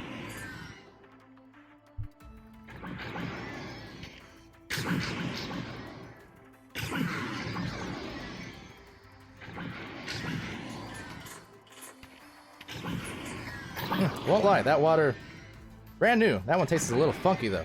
I'm worried. In the chat, Lolo asking about the music. I don't control which songs are played. No, not in order. It's just it's all up in a little playlist that's shuffled. So it's all by Fixed Gaming, sponsoring VRML and all that good stuff. But yeah, as far as which order of songs and stuff, yeah, I let OBS do that for me. I give it free reign Maybe a robot, but it's got a choice. Yeah, when robot overlords take over the world, I want them to remember. I let them choose their own music. Should play the one called Rendezvous. I could. I mean, if I could, I would. Suppose I could, but as I said, it's much more of an automatic kind of process. I just press a nice and easy button, and it pulls up all this stuff for me, so I don't have to tell it to do so. But okay, with that, looks like the fourth has rejoined, so hopefully connections maintain stable across the remainder of this round. Hoping for it. Of course, let's see, timing-wise... Actually, here, let me use this time to communicate. Nope, never mind, I'm pausing, of course. Let's see, who is scheduled here at 8:30 my time, which is to say right now, Misfits and Andromeda were scheduled to have a match. So, obviously, a little bit delayed with a pause here and there and some of those round 3s earlier on as well. So, if there are players from either of those teams, Misfits, Andromeda, same case as... Oh, interesting rollout there from Technique. I don't even know what you want to call that. That was an interesting technique. Launching to the nest and just a no-look behind the back pass. Perfectly placed at that. That was interesting, but that was executed well. So I have nothing else to say beyond that. That was cool. But yeah, if those teams who are scheduled for streaming right now want to wait, you can wait. If you want to start, on time, you can do that, and I'll be there to cast as this match concludes. No worries. With that, though, gathering the disc is Mr. or Mrs. Tejada. Has the player over at the Nugget, J-Ush to the tunnel. G-Dog now from the tunnel. Has some players kind of in that general vicinity. As the nice redirects from Technique come in, but Pigeon as well. That's a very aggressive Pigeon. Trying to claw out the eyes of the offense. Now, Mr. and Mrs. Tejada with the disc, working it up, trying to tie it up if they can. A cross pass will be picked by Pigeon. So, Pigeon now sending it deep into the orange zone. Oh, and what a nice leech into the goal. It's not just a Pigeon, that's a leech. Great plays from that green Pigeon. Got the interception, cutting off that passing lane, and then the leech to basically go around coast to coast, end to end. So a hot shot, and with that, launching out Tejada.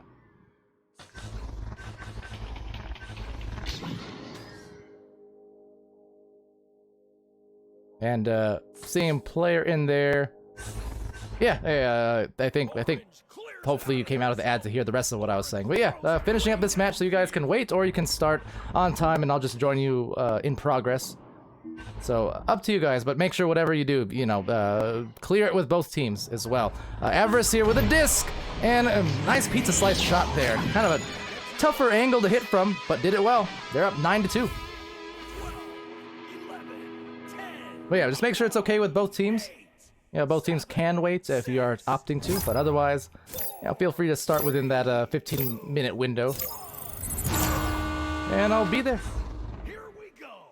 I'll be there. Avarice with a turnover here, back to J-Ush actually. Jay sending it to the trap. Gonna get lost here in the trap as a double KO coming in from JD. And Aiden, I believe that was. And back into the other side, a reset to Heck. Now Heck, a deep pass, a lot of Geo in the way though, so not going to be the easiest ones to thread through, but the disc getting lost here in the midfield, still yet.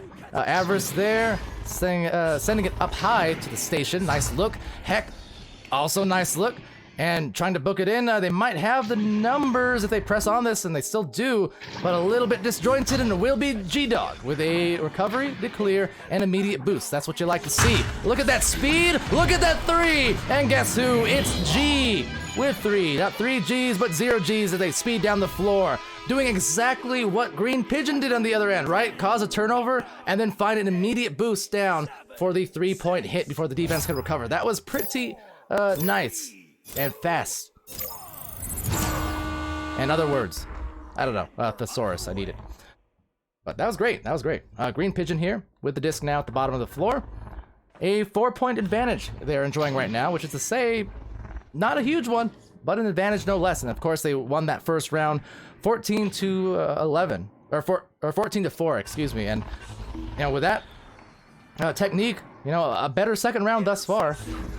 But still have to find some more points rather soon. I mean, they're let's see. That shot is gonna go through, but not quite hit its mark. That would have been nice.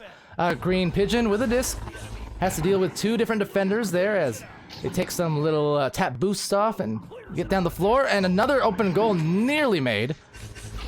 You see, a lot of these clears and boosts are producing these open looks for both of these teams a few different times. And Salty Tortoise also in the chat. Welcome to it. Talking about craziness and crabs. You know what I'm craving right now? Maybe a goal for technique. No, heck no. Says absolutely not, with a denial on that. And back into the pack. It's going to be collected by Heck. So Heck trying to work it up, just walking it right in, but a ding! Trying to paint the corner. And as always, you know, with these teams, knowing the capabilities of the goalies. Again, Tejada has had a lot of great grabs, great saves this round. So obviously when an offensive player launches in, they want to try and hit the corners, you know, right on the edge of these goalposts. Thing is, margin of error so tiny, and Heck coming back big with Avarice assisting.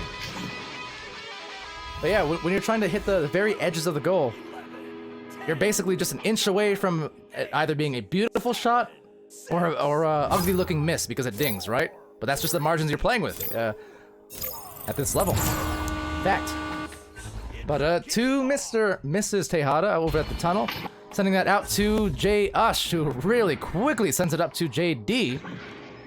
And JDG over to the bow tie. Very quickly these passes. Now that was some awesome passing play. And that was some, I mean, it needed to be flawless, basically. Because there was a lot of power and sauce being put behind those throws, but you know, if you can execute to perfection like they did there, you know, that's one way to work it through a very tough defense indeed.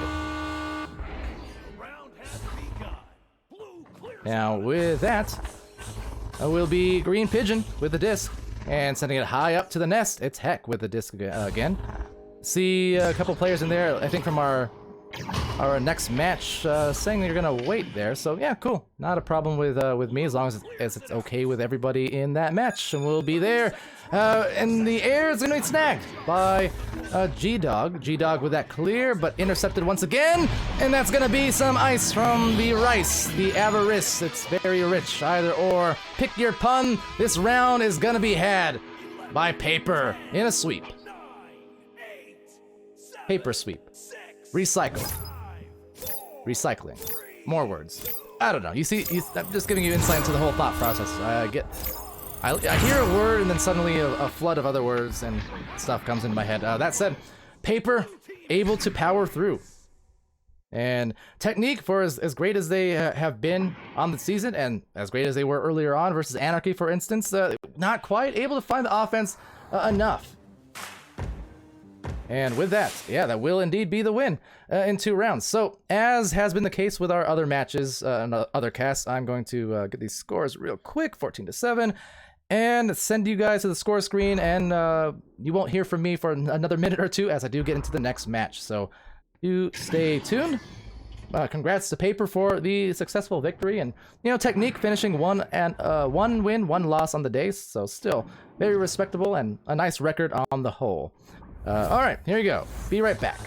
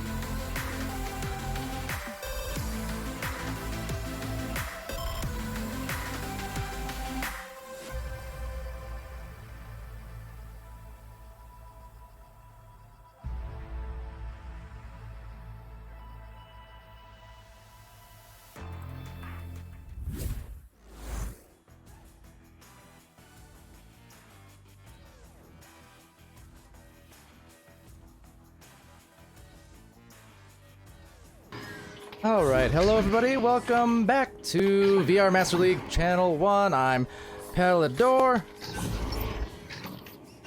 Just to prove it to you. But excuse me because more drinks. But yeah, we're continuing this long line of streams tonight. Longer than I initially anticipated, in fact. But as I said, these matches have been so good on the whole. You can't miss them. You can't miss them. Because if you do, well, you'll be sorry. And yeah, that's a threat. That said, though, to the prediction polls, I got that started for you right about now. So feel free to inject your money into the channel points economy, and yeah, bet and who you're favoring for this match. Misfits Andromeda Gold match coming in, and yeah, off and underway now. So here we go, round 1. Continuing to go.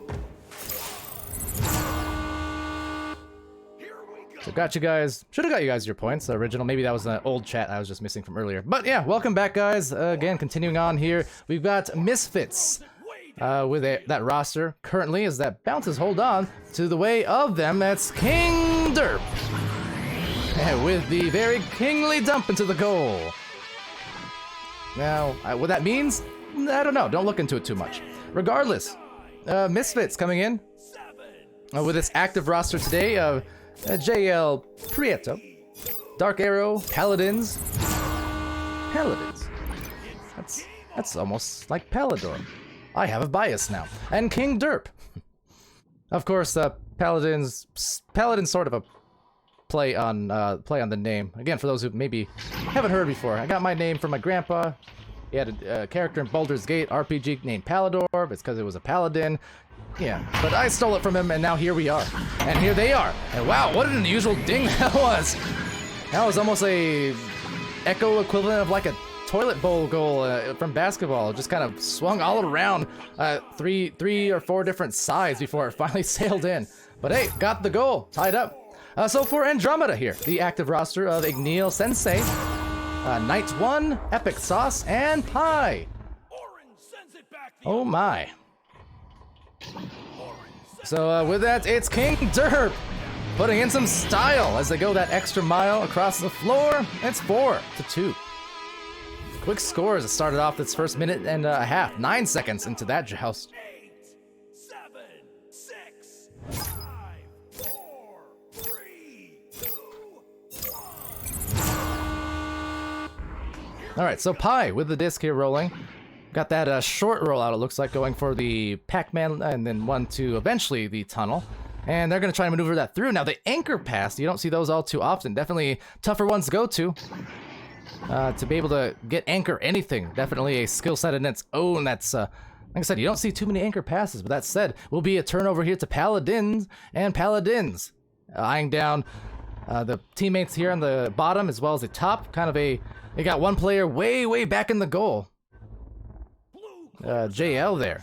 So that's always something that I think, you know, it's going to be. We've seen some fantastic perma goalies, don't get me wrong. We have.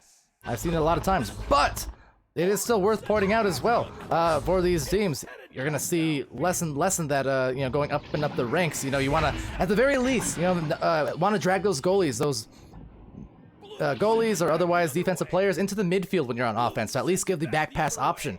That said, no option, no problem for Igneal. I remember casting here Igneal Sensei. I believe it was with Doc Education casting Andromeda before. Remember saying Igneal's name quite a bit. Doc and I. He was doing some work last we streamed Andromeda. So into midfield, we'll be bouncing off the corner to corner. In fact, King Derp with a recovery, maybe, but nope, stunned by Knight, so good Knight, and Knight with a clear.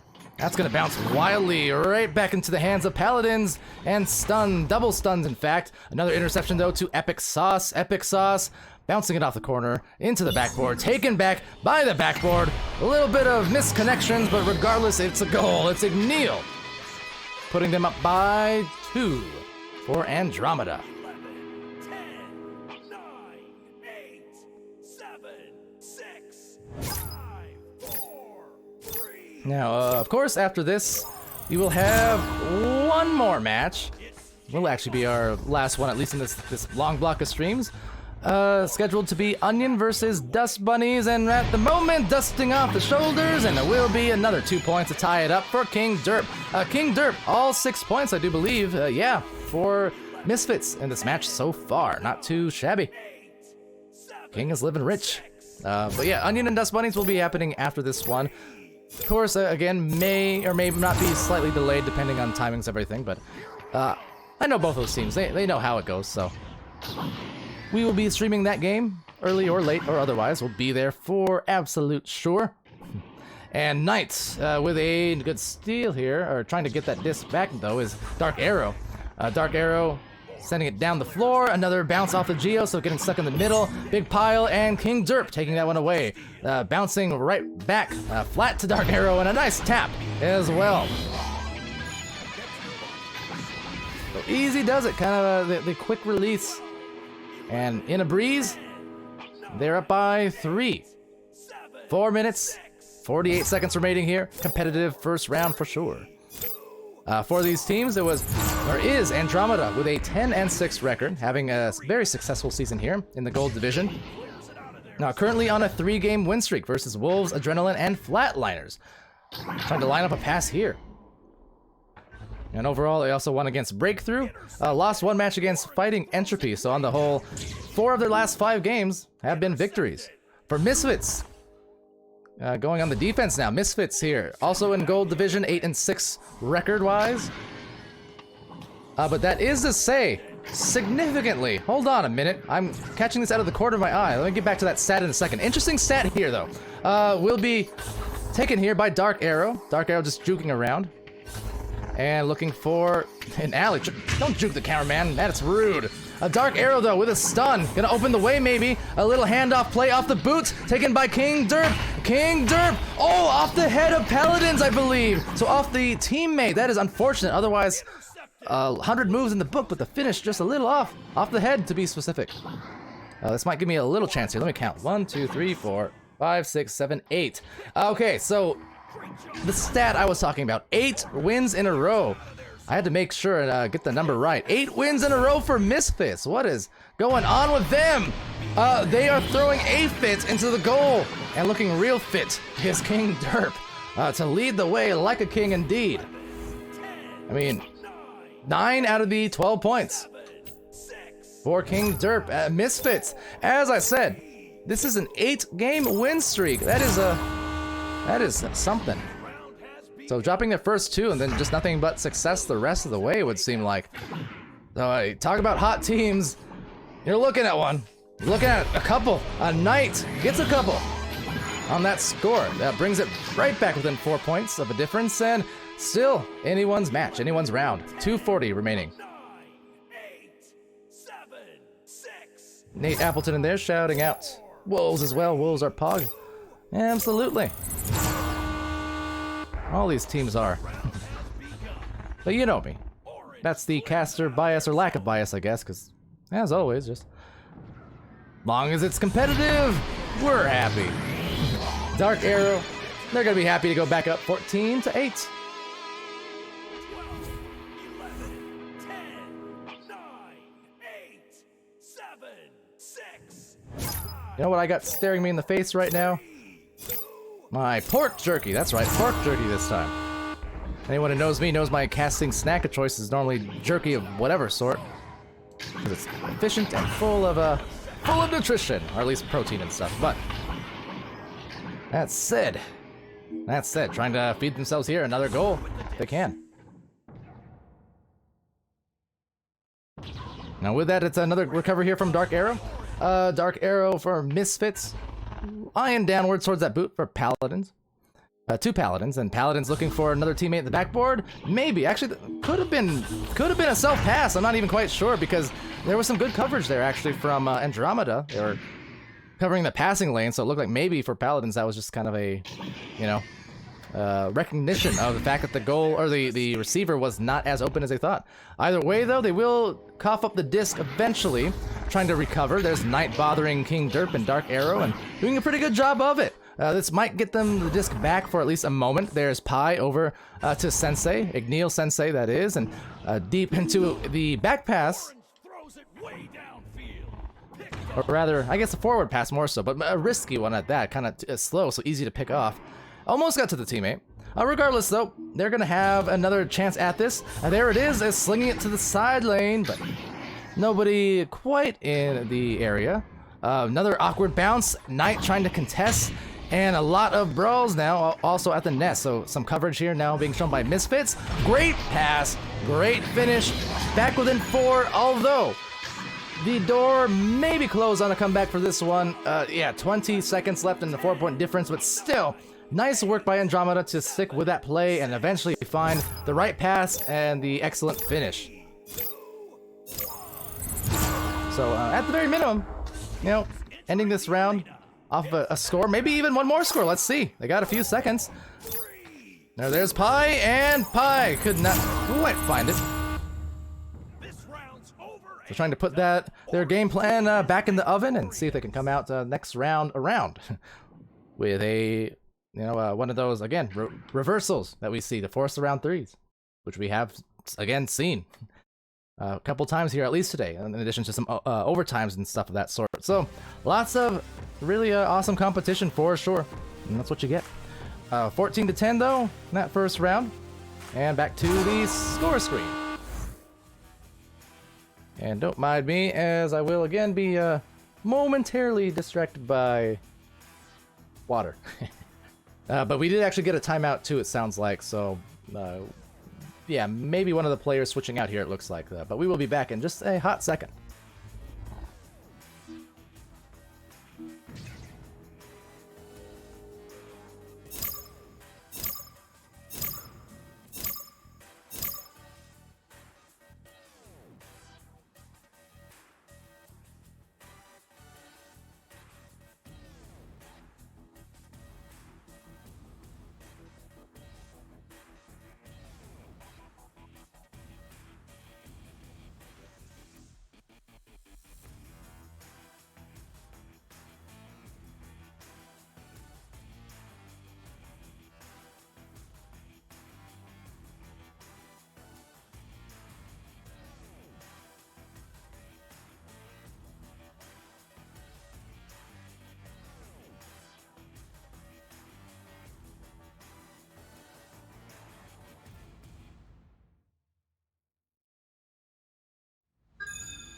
Starting in 12, 11, 10, 9, 8, 7, 6, 5, 4, 3, 2, 1. And we're underway.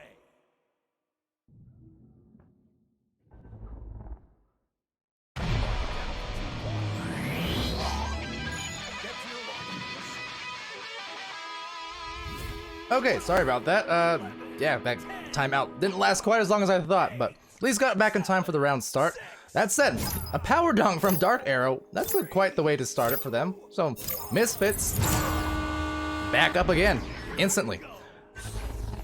That said, back into it.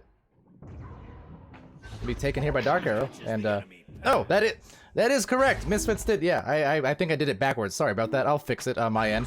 Yeah, Misfits did win the first round. I think I reversed the order.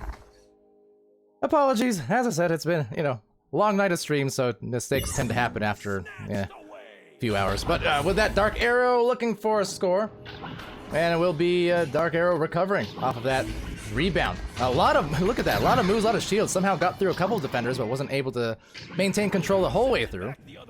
Now that's going to be a tap out into the top of the ramp, and collected there by Pi. Pi off the backboard, and that is a Pi in the sky.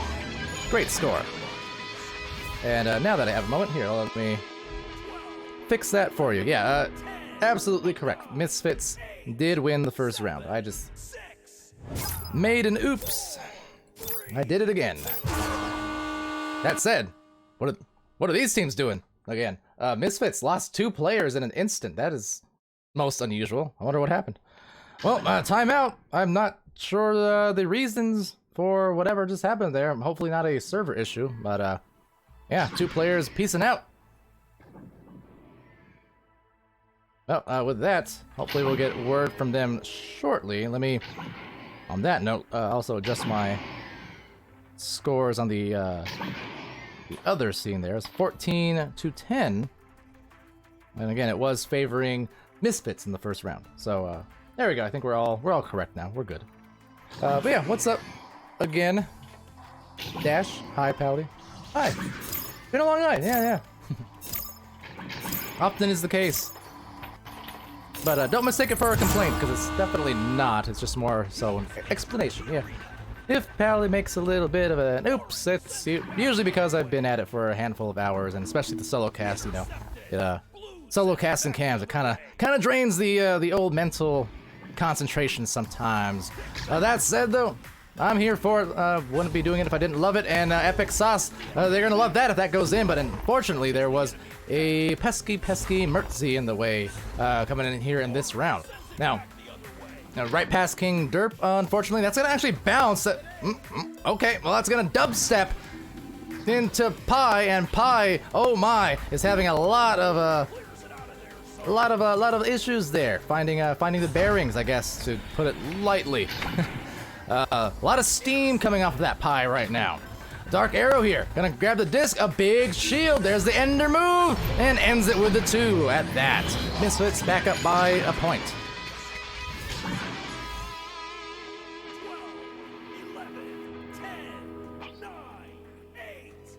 9, 8, Nadash, not getting nah or nah dash. I'm getting tied on that. But yeah, I mean, I took 5 days. It's not a whole week, but yeah, 5 days. Monday through Friday there. Just needed it a little bit. I may have overdone it a tad last week. Did 49 casts, which is fine, except for all the real life stuff that I ignored and whatnot. So, hence why I needed to take a few days for both a physical and mental break, and also to catch up on a bunch of other stuff that I'm supposed to do. Anyways, over to the orange end of the floor. Gonna be picked off here by King Derp, and King Derp over to the midfield. And that's gonna bounce a few different ways before being collected by looking like Andromeda, I thought, but no, just a kind of a misread on the disc. Fortunately, they'll still be able to get it back there. Igneal and Pi as well to clear. Now over bouncing into the bubble, near that bubble, diving out there is Mertzy, and Mertzy over to JL Prieto. Now a good redirected stack there. You saw them not getting too engaged in the brawls, right? They could have gone for the stun, but instead they prioritized the pinballing, the redirection of the stacks. And that was actually super impressive what we just saw there from Andromeda. That was some really great chain linking where they did not lose their grabs despite switching directions. It seemed like 4 different times. Now Mertzy putting the Hertzy on the offense with a great save defensively, but the clear isn't there, at least not quite yet. It's King Derp with the disc and trying to get the clear. Now Dark Arrow, that one much more successful. There goes the stacks once again down the floor, missing some regrabs there. Might not matter though, as it will be 2 players for Misfits able to collect. JL Prieto to Dark Arrow right down the middle, but getting a little ambitious with the goal. Taking it back as Dark Arrow now trying to get some separation. Another ender move, and able to work it through on a great pass. King Derp, the strong finish. Throwing it down with that Royal Scepter. They're up by 3. 11, 10, 9, 8, 7, 6. And another timeout. Who's it taken by this time, I do wonder. Looks like now a dropout from Andromeda's side. Huh. I'm wondering. Whoa! Oh! This thing. No, don't do that. Not when you're being officially casted. Not good. Well, fortunately for me, I'm casting, not modding, but that's going to be a ping.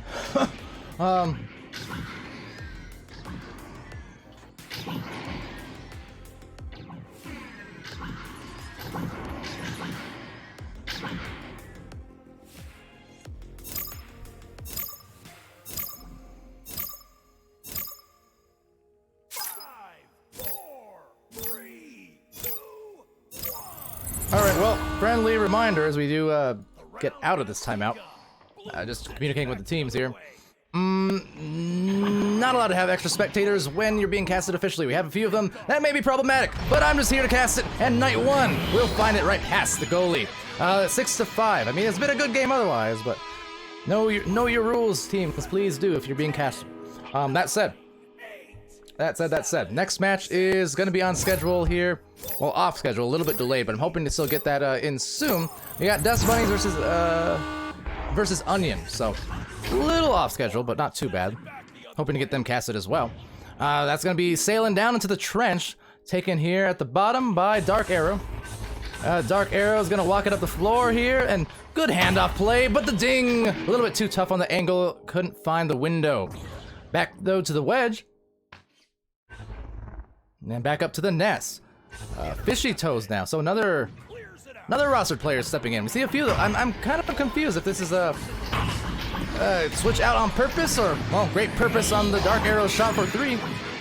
Like I was thinking earlier, maybe there was crashes involved, but because of the extra specs, I'm just wondering if if they're bringing in their full rosters to dynamically switch, which, outside of the rules context, I think is a cool idea, and it's something we might see in VRML maybe in future seasons or years. I think the whole idea of actively rotating rosters is kind of interesting, similar to how hockey does it, right? But that's just me speaking outside the context of the current format. Otherwise, current format, not a thing. That said, King Derp, definitely a thing, a big thing. That is to say, King Derp has been scoring by the bunches, it seems like, up to 13 points. But yeah, extra spectators are, just to clarify, are allowed if both teams agree and the match is not being cast. Basically, it's just since we have so many teams, it's to allow teams who aren't being streamed to otherwise get, streamed or casted otherwise by kind of unofficial VRML presences. Presences. Is that? No. You know what I mean. But it's kind of at your own risk type of thing. Now, as far as spectators being, extra players coming in, like rostered team members and stuff like that, that's where it's new. Anyway, Fishy Toes with the disc, back at the bottom of the ramp. Now coming out here, Fishy Toes looking for the angles, up high to the shoulder. There tonight, great save again, Mertzy, and again, Mertzy! Wow! As I said, the saves, I mean, they're on point. That's just back-to-back pickoffs. That was a really nice defense, but see if they can get the offense going. Now back to the midfield, turn it into something good there. Wait, there's King Derp trying to cause some disruption. Igneal is also in that zone. Now back to the area of Mertzy, and this is where I kind of point out as well, the great goalkeeping. No doubt, but definitely at some point, this is when you want to bring your defenders out. I mentioned in earlier streams, when you want to dive, right? When you want to dive, when you want to stick and goal. Having that extra player dive out, there you go, there's a good dive, but having that extra player out in the midfield to help facilitate your offense, or at least offer resets, super important thing. Going outside that goal, it's a risk worth taking. It's not really a risk at all, because, you put yourself at kind of a disadvantage when you don't have the numbers in the front court when you're on offense. That said, Dark Arrow does get the recovery, and they will score. Now again, I know I'm saying this in the context that, yeah, Misfits are winning, so it's not like they're hurting off of this strategic decision. I mean, they're having a great game, but more so just applying it to climbing the ladder, right? Because Misfits have been on a really nice streak, as I mentioned. Ridiculous, actually. 8 games in a row that they've won coming into this one. So it's going well, but on that note, that means that this team in Misfits, they're going to be climbing up that ladder rapidly, and their matches are going to get tougher every single week. And if they want to make that next jump, to the next ranks, I do think that's something that they're going to want to address, and that they can address. I mean, they're showing some pretty good play. But in terms of once they start facing, the top of the gold ladder, or start facing, some diamond teams and stuff like that, potentially, that's where you're going to see them potentially hitting those walls. Speaking of, there is the great wall of Mertzy again. So don't get me wrong, these are constructive criticisms, because there's no denying some of that insanity on the defensive end we're seeing from Misfits and from Mertzy. But, I'm not talking about today so much as tomorrow. But that said, for tonight, this is going to be a 2-round sweep taken by Misfits. And with that, as has been the case, I'm gonna send you to the score screen, and I'm going to go on silent because I'm gonna get right into the next match with Onion and Dust Bunnies. So, y'all stay tuned.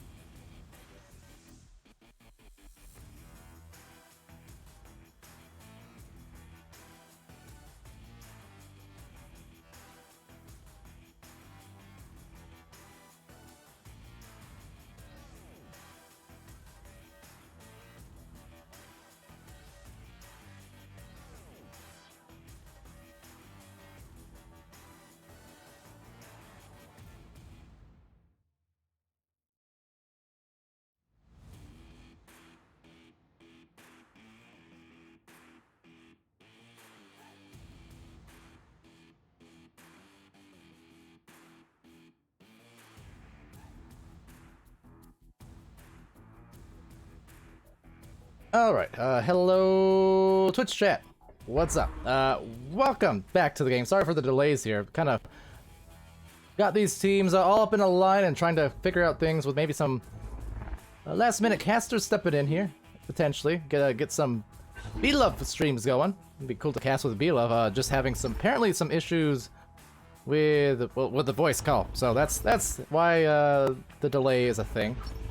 Now that said, it seems like the teams here, Onion and Dust Bunnies, also had one drop out. Actually, just before we ended, or just before we went live again into this lobby, there were some interesting hitches happening on the stream. So I don't know if that is something happening with the servers tonight or what, because we have seen a little bit of that the last few matches now. Some kind of odd dropouts and occasional jank. So I'm not really positive on that, but we'll roll with it, of course. See what's going on. But Onion and Dust Bunnies coming in here in the Diamond Division. And yeah, I mean, look at that. 9-4 for Onion. They've been having quite a good season. Dust Bunnies 7-9. Misleading, however. Don't make too many mistakes just based off record alone, because I've casted a good handful of Dust Bunnies games. They've had some really close ones quite a few times. So I think this match could definitely be misleadingly close if people are just coming in and eyeing down nothing but the ranks or nothing but the record-wise. Because Dust Bunnies, yeah, they've had... I mean, look, you see these players, you know these players, you know what they can do. On the side here of Onion, as Onion almost completely drops out of the match, it seems like, so maybe server issues are a reality. Yep, looks like that is the case. I just got confirmation on Discord about that. So, pardon the delays. This is actually our last stream for the moment. To address Twitch chat real quick. Now, I meant to say this earlier. I don't know if Salty Tortoise is still in the Twitch chat, but as far as scores and stuff like that, because you were looking for it, you can view the VODs with us still being alive. Like that's like if you go to the channel page, maybe I'll try and pull it up for you real quick even. Let's see. But yeah, you don't. Our channel doesn't have to be offline for you to actually watch the stuff that was just streamed earlier, even if it's like the same VOD, basically. At least I think. Yeah. So here, I'll paste the link for you in there right now. I don't know if you're still in there, Salty, but in case anyone from that match or from our earlier matches were curious, yeah, you don't have to wait for the stream to end to be able to view scores and things like that. So not a worry.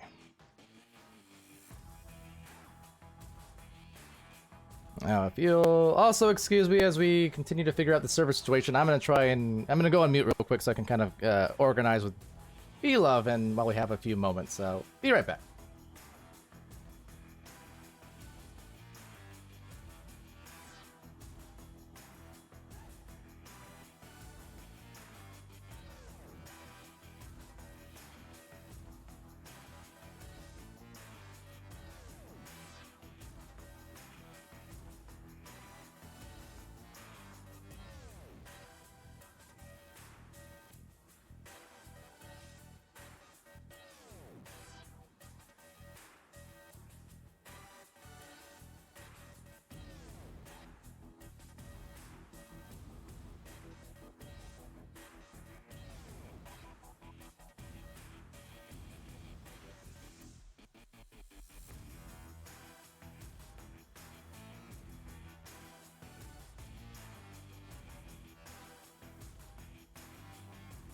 Alright, I'm back, sort of, for the moment. Still trying to, figure out exactly what we're doing. Fortunately, for me, this is the last stream, at least for this block. Been a long one, so I guess I should probably make extra sure, but, not going to be delaying any more matches. So actually, all things considered, this lineup of, 5 or 6 matches, all 30 minutes apart in a row, not too shabby. Not significantly delayed, all things considered. Although this particular match now, because of server things, we're a bit behind now. But you know, that's gonna be something. Hopefully, we get solved at some point. If the teams happen to be listening, saying it got an Arizona server. Yeah, I mean, if there are server conflicts, that's definitely something to take up with the mods. I'm not in a position to say which server you should or shouldn't play on. I can give you your server scores and such if you all are back in the game, but as far as choosing who goes where, yeah, that's not my call so much. I'm just here to cast. Modding is hard. That's why I'm not a mod anymore. But especially when I'm casting, so I hope you guys can figure it out. But yeah, we're not delaying any other matches at least, so silver linings, folks, silver linings. And Nadash saying, I've had a lot of delays in matches, feels bad, man. Yeah, yes and no. I mean, all things considered, like there were delays, but you know, had things gone like worst case scenario, we could be behind like an hour by now. So the fact that we actually got into this match like within about 10 minutes of start time, this being the last match of this block, actually that's pretty good, all things considered. I've had worse, believe me. Let's see here.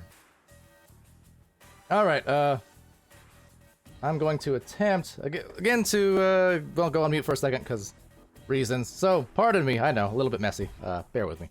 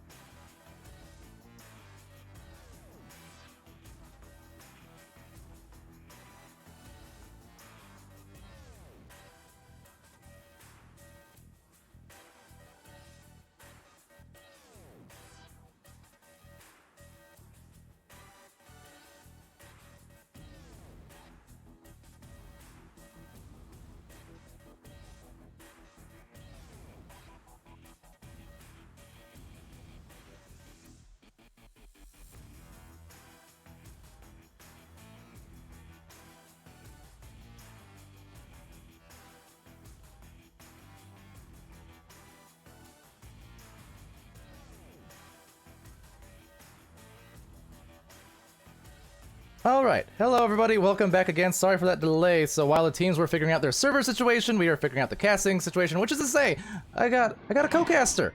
Wow, that's a rarity tonight. We got B-Love, how's it going? Dude, what an honor. Hanging out with Palidore, the great, the voice of Echo Arena, the Al McCoy of Disc. Love Al being McCoy here, of buddy. Disc. But of course, now with that said, over to the gameplay of Mind is Awkward transition. Something got disconnected. That said, like I said, long day, long streams. I'm glad to be casting with B-Love. Actually, following, you know, earlier on, we saw B-Love on stream, so and in the Twitch chat. So great to have B-Love here from Project Mayhem getting in the cast for these two teams, Dust Bunnies and Onion players. At least on, I know on Dust Bunnies' side, you're certainly familiar with over the years, as they will look for that first score. There's Cakester. Dude, I played on a team with Skyla and Shepard. Yep. I know this crew well.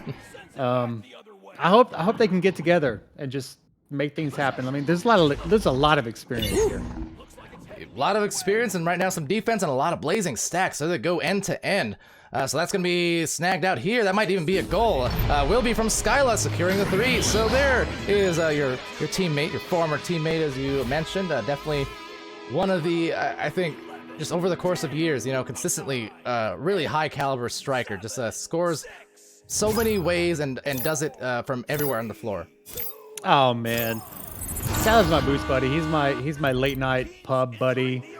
We've played at least 4,000, 5,000 matches together. Love this guy. Yeah, love the Sky. Skyla here, the disc right back, sending it to the left lane. White Fox taking a bit of a tap boost off, and another redirected one from the Moose. I'm liking these leeches, I'm liking the mobility. Definitely, despite the slower start to this particular match, it's been a pretty fast-paced first minute and a half. I'm gonna just get my settings here, my volume settings. It's really loud here. Palidore, hang on. Now you're really quiet. That set up top, though, is going to be taken by one single Pancake. And Pancake right through into the blue. That's going to be picked off here by a boosted Porker, maybe. Porker and Moose, so right next to each other, latched on. And sending it over to the Bowtie. Going to be picked off, though, by Cakester. Keep talking for me here, Palidore. I'm just working on my volume settings. No, you're good on mine. As long as the stream could hear you, we're good. That said, look at that. That's good from Shepard. 5 points. Shepard, he's legend. He's a goalie. So Yeah. what is he doing scoring here? You should be like staying back, Shepard. Shame on Shepard. Shame. No, Shepard definitely, like I mentioned, longtime player.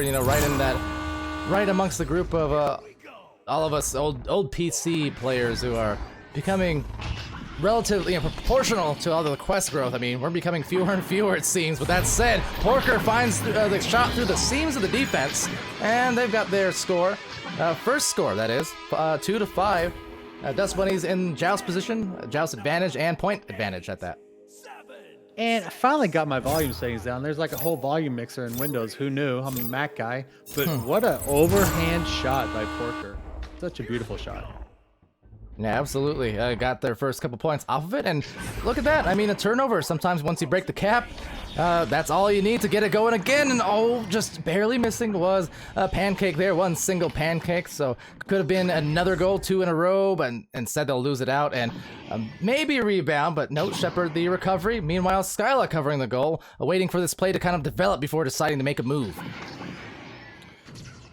It's a little bit of a back and forth right now, and this is going to be tough because there's no organization to it, but as soon as someone gets control of the disc, sets it back, then you can kind of establish some gameplay. But when this doesn't happen, it's just throw it back and forth until someone gets control. Yeah, and both teams vying for just that.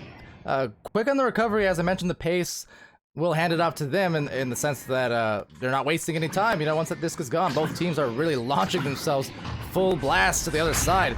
Pass would have been nice, but couldn't quite get that catch. So instead, turnover there to Porker, maybe a little bit of a rush tap, and there's the stacks once again. I think maybe the thing for Onion here, damaging them just a couple times in the last 30 seconds or so, is just rushing a couple of these fling outs when they could have maybe a pass available elsewhere, the backouts and such. Yeah, I mean, Sky was kind of free floating. He should have grabbed some geo, did a little bit of juking, found a pass, and then that would have been an easy goal. But it ended up being hard.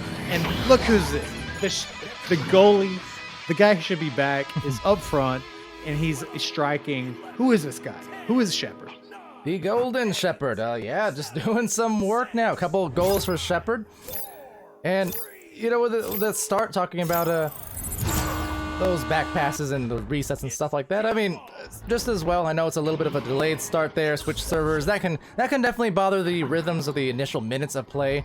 That said, starting to put on some points. I mean, there's the pass, but a stun from behind. Porker taking him off guard. That was a great backside stun. Oh, and for that shot for 3, one single Pancake. I mean, beautiful. I mean, from the start to end to that, like coming from behind, getting a steal, sending it down, boosting, getting it, putting in a 3. like one of the best ways to get a 3 is just throwing the offense off. Yeah, And now it starts on the offensive end or defensive end. Yeah, absolutely. That's kind of a running theme for a lot of these streams. Just get all hyped and we shout out the amazing saves, but then it's what they do with the rest of their time, how they turn it into some offense as well. Trying to do just that there with a great grab. That's going to be sent to Porker. A lot of grabs and regrabs on that disc, but finally Porker coming away. So you got the Porker, we've got the Fox, and right now they lock in the goal for, guess what, the Moose. These guys are animals. I mean, it's tough when you put somebody on that back clock and that back wall. I mean, it's tough to defend because you don't know if they're going to throw a pass up front, if they're going to score. It's just really like that position is so strong. Yeah. Absolutely. I mean, look, I saw chat mention it here, talking about rough start for Onion. Nadash saying there, I mean, believe in the comeback, and that was a couple minutes ago. Well, guess what? It's tied up, 7 apiece. We got 3 minutes left. So yeah, despite any slow starts, I think now both of these teams really are starting to feel and find that rhythm. That said, a little bit off. I mean, that shot was going to be a tough one, sailing in and kind of fading off to that right. It's a lot of punching going on here in this midcourt. People got to start putting up blocks here. I mean, sometimes if you just don't think anyone's around you, you got to put up a block anyway because there's someone there and they're punching. Well, guess who's there? Knock knock. It's Skyla with a duck through maneuver and the power slam at that. 19 meters a second. Come on, Skyla. This is like back in the 3v3 days. Yeah, Skyla, as I said, will do it from so many different angles, can score in a multitude of the fashions, but of course, I think, suffice to say, favoring those ducks quite a bit and to great success every time I stream. Seems, a lot of people integrate those ducks, a lot of people get stopped by them these days. Skyla, though, seems like no matter what, they can't stop Skyla, just too crafty and quick. Well, Skyla taught me how to play disc, and we're talking 3 years ago, and when he ducks, he used to always tell me that he would send his headset to the floor. So that's deep. That's a deep duck right there. Yeah, deep duck, deep dives, and Skyla definitely a lot of those. Just even this season alone, it's enough of a frequent thing where I notice it now when it happens. But it's uncanny, and you know what? Don't fix what's not broken. If it works for Skyla, and it works for Skyla, I mean, absolutely, getting it done with the athletic moves. He's got one of the deepest ducks in the league, still. And deep from the foxhole, there's the Fox with a shot as well. They're up by 3 here, or 4 rather, 11-7, about a minute 20 remaining. I mean, this is a team of veterans. I've played with these guys for at least 2.5 years, 3 years, and yeah, it's fun to see these guys together and playing some of the new cats and this clash of titans. Yeah, great watch. And Titans they are. It's great to see. But I love the fact too that you have these teams like Onion able to come in against veteran players like this and definitely compete. Look at that. They're back within 2. This is what I mean. So you have players who've been at it for years, but then you have all this new blood in a sense, right? Coming in and able to really quickly make up the distance, make up the ground, and show that they are, capable of rising those ranks, rising up to gold, diamond, and even masters. I would not be surprised to see, a completely quest team, from who joined this last year, becoming a master team sometime in the next, next season perhaps, or even sooner. I mean, there's just a lot of talent here. I mean, it's bound to happen, and I've played pubs with the Moose and Porker and Beat, and these guys are definitely talented, and it's great to see them come together and just find out what it is to become a team and mesh and pass and do the things that we've all become to love. You and I, Palidore, as basketball fans, and just see them learn what it is to be teammates. Yeah. Every time I see you in the chat, for instance, in Twitch and stuff, I'm sure you've heard me say it, but whenever I see like a really nice team play specifically, not just a score, but like something that was facilitated by some great passing or chemistry, I'm always in the back of my head thinking, oh yeah, B-Love thought that was nice too. I knew it was nice. But when I see you in the chat, I'm like, B-Love appreciated that, I'm sure. Oh yeah, totally.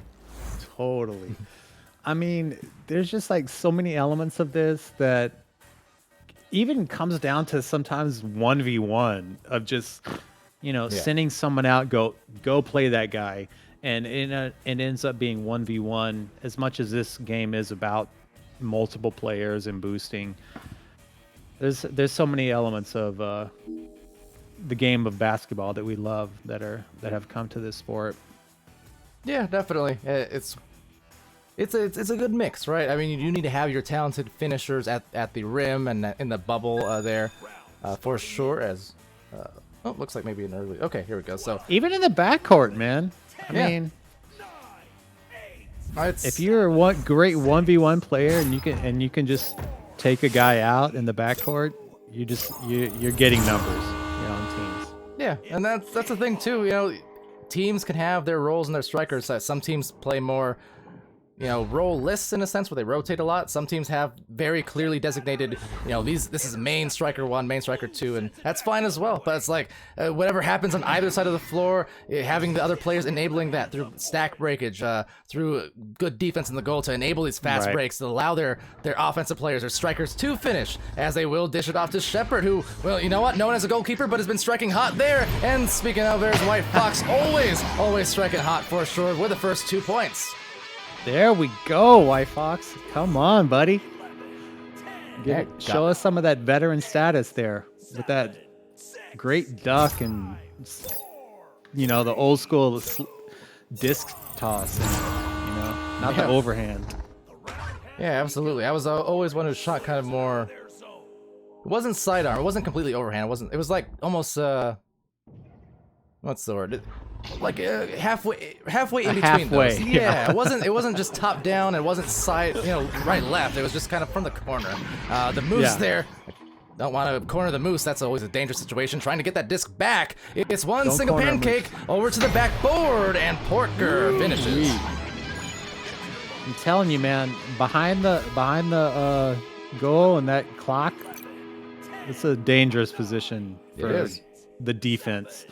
When you see somebody back there, there's so many options, and it's tough to defend against. Yeah, absolutely. Even if you're intending to strike, or if you're just trying to facilitate, I mean, there's so many offensive options, anchor options, juking options, and then again, passing options for another cross play or somewhere pass up to a cutter from the front to just make the defense turn around again. So a lot of dangers, absolutely. That's not getting dangerous here. Oh, great grab. Porker had the offense earlier on. Now showing some of that defense. So great potential here for maybe a goal, but no, it's going to be taken back by Skylar, so they'll have to retreat back into the defensive end. And Skylar, though, going to back this out and just wait for the positions to open up. I mean, this is where Skylar should know to back it up, get some control. I taught this man this back in the SL, and hopefully he uses it well. Hey, well, he did right there. Talk about ESL, well, they excelled for sure. Look at that, just all converging into the goal. They made the right passes, and once the defense was stunned and unable to address the impending doom, well, you saw what happened there. They get their 4th point. A quick shout out, by the way, to Grumpiest Broom, of course. A few minutes back, the 5 Tier 1 community subs. Appreciate that very, very much. Thank you. Yeah, on behalf of everyone who got subs and on behalf of casters as well, thanks for the support. The shot just a little off there as a rebound goes for Shepard, and Shepard gonna converge on it for a backboarded play, but just missing. Old school Grumpy, dude. Love Grumpy. Guy's skilled and talented. He's one of the best goalies in the game, and it's great to see him in the chat. From what I've heard from Grumpy lately, though, he hates the goal. He's a fan now of letting Alduin do the work in the goal, which doesn't say Alduin's very, very good at it for sure. And hold on, that shot was almost good, but right off the bounce and slapping it to the midfield. And Grumpy has a gripe, a very good gripe. This guy's a great striker as well. Yeah, I've witnessed many a strike from Grumpy. No, absolutely. Definitely a hot striker, just the same.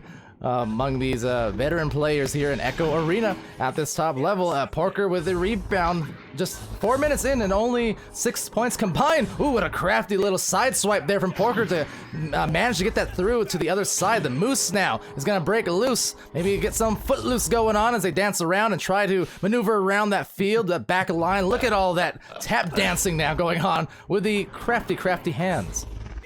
I want to know if have you ever seen the movie Footloose? Come on, Pally. Yes, sort of. Well, look, getting loose here on the disc, but a rebound from Shepard over the grab from Beat, right on Beat, and trying to send it down Main Street. Unfortunately, will not. Right on the second attempt, off the station, back to the tunnel, and offense now going to Onion. What a great save by Beat there. I mean, he was the front line for that save, and he got it, and he sent it out, and it put the disc at the other end of the court and gave him a great opportunity to score. But now we're back at the other end, and they're trying to work it back up again, working against this half-court defense. And you see meanwhile, those brawls going on in the mid lane, that allowed a lot of time for the Moose and Porker, I believe, to get that chain link together in the backline to try to dribble it up and down that floor. Does not pave the way, at least immediately, for a score. A lot of congestion there before dishing it back to Pancake. Pancake down to the ramp. And here goes again the trifecta of players positioned top, left, and right, and looking for just the right play to make the two-pointer, and no! It's Skyla again! What this time on save. defense. Wow. Damn. I mean, we're talking about we're 6.5 minutes left in this game, and or 6.5 minutes in, and it's 4-2. So each score matters. Oh yeah. Each score. And hey, Skyla with a save, comes back in, gets a save, gets a pass from Cakester, puts it in, and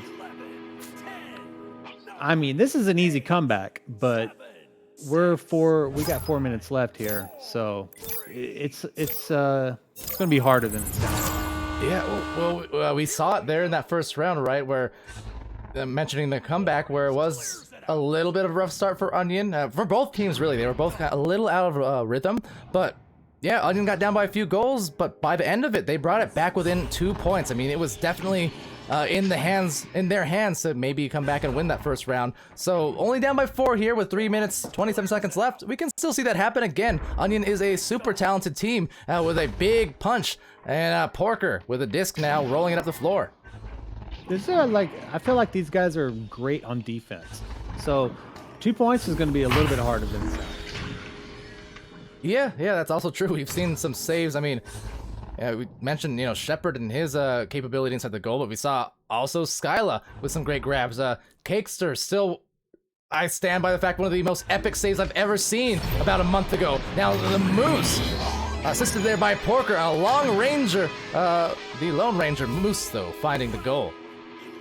Not an easy 2 points. I mean, they had to work for that, and each team has had to work for those 2 points each that they've gotten. And I want to see the orange team come back and get another 2 here.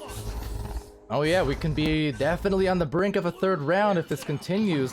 So let's see, the stack breakage though from Skyla. So Skyla now breaking up completely for a while. This is going to offer some numbers, maybe, but mishandling the disc. And that's going to be let loose from the Moose and back into the trap. Taken back by Shepard. Shepard to the bow tie. Once more, the numbers not in their favor. White Fox. And they're up by 4. That's White Fox's spot over there. Twice he's scored from that section, and he's grabbed the shoulder, got the pass, ducked, scored. Man, somebody's got to man up White Fox on that shoulder there. Got to put a guy on him. Yeah, seems like it. And apparently replays not, what is it, showing the old ones? If that's the case. Sorry about that, Twitch chat. Sometimes, for whatever reason, it just does that. Replays don't save fast enough for when I activate them. But that said, back to one single Pancake. The big Dusty is going to open it up, but the dunk from Pancake. And wow, look at that reach. Man. Pancake with the punch and goes in and dunks it. That's That's tough work right there. Yeah, and I'm not sure I could do that. I do see the replay is still messed up. Interesting. Don't know how to solve that one, so I guess you guys are gonna have to deal with scattered replays for the moment. But they should hopefully all be there still. But in any case, 1 minute left, and we're right where we were. Maybe for a tie now. Oh, B-Love, we're looking good for maybe an OT or whatever happens. An exciting finish here. I mean, whenever you're rolling out of the catapults and you're on defense, it's an advantage, and you have to take it, and you have to get the disc and put it in, and it's scary to be on offense in this game, actually.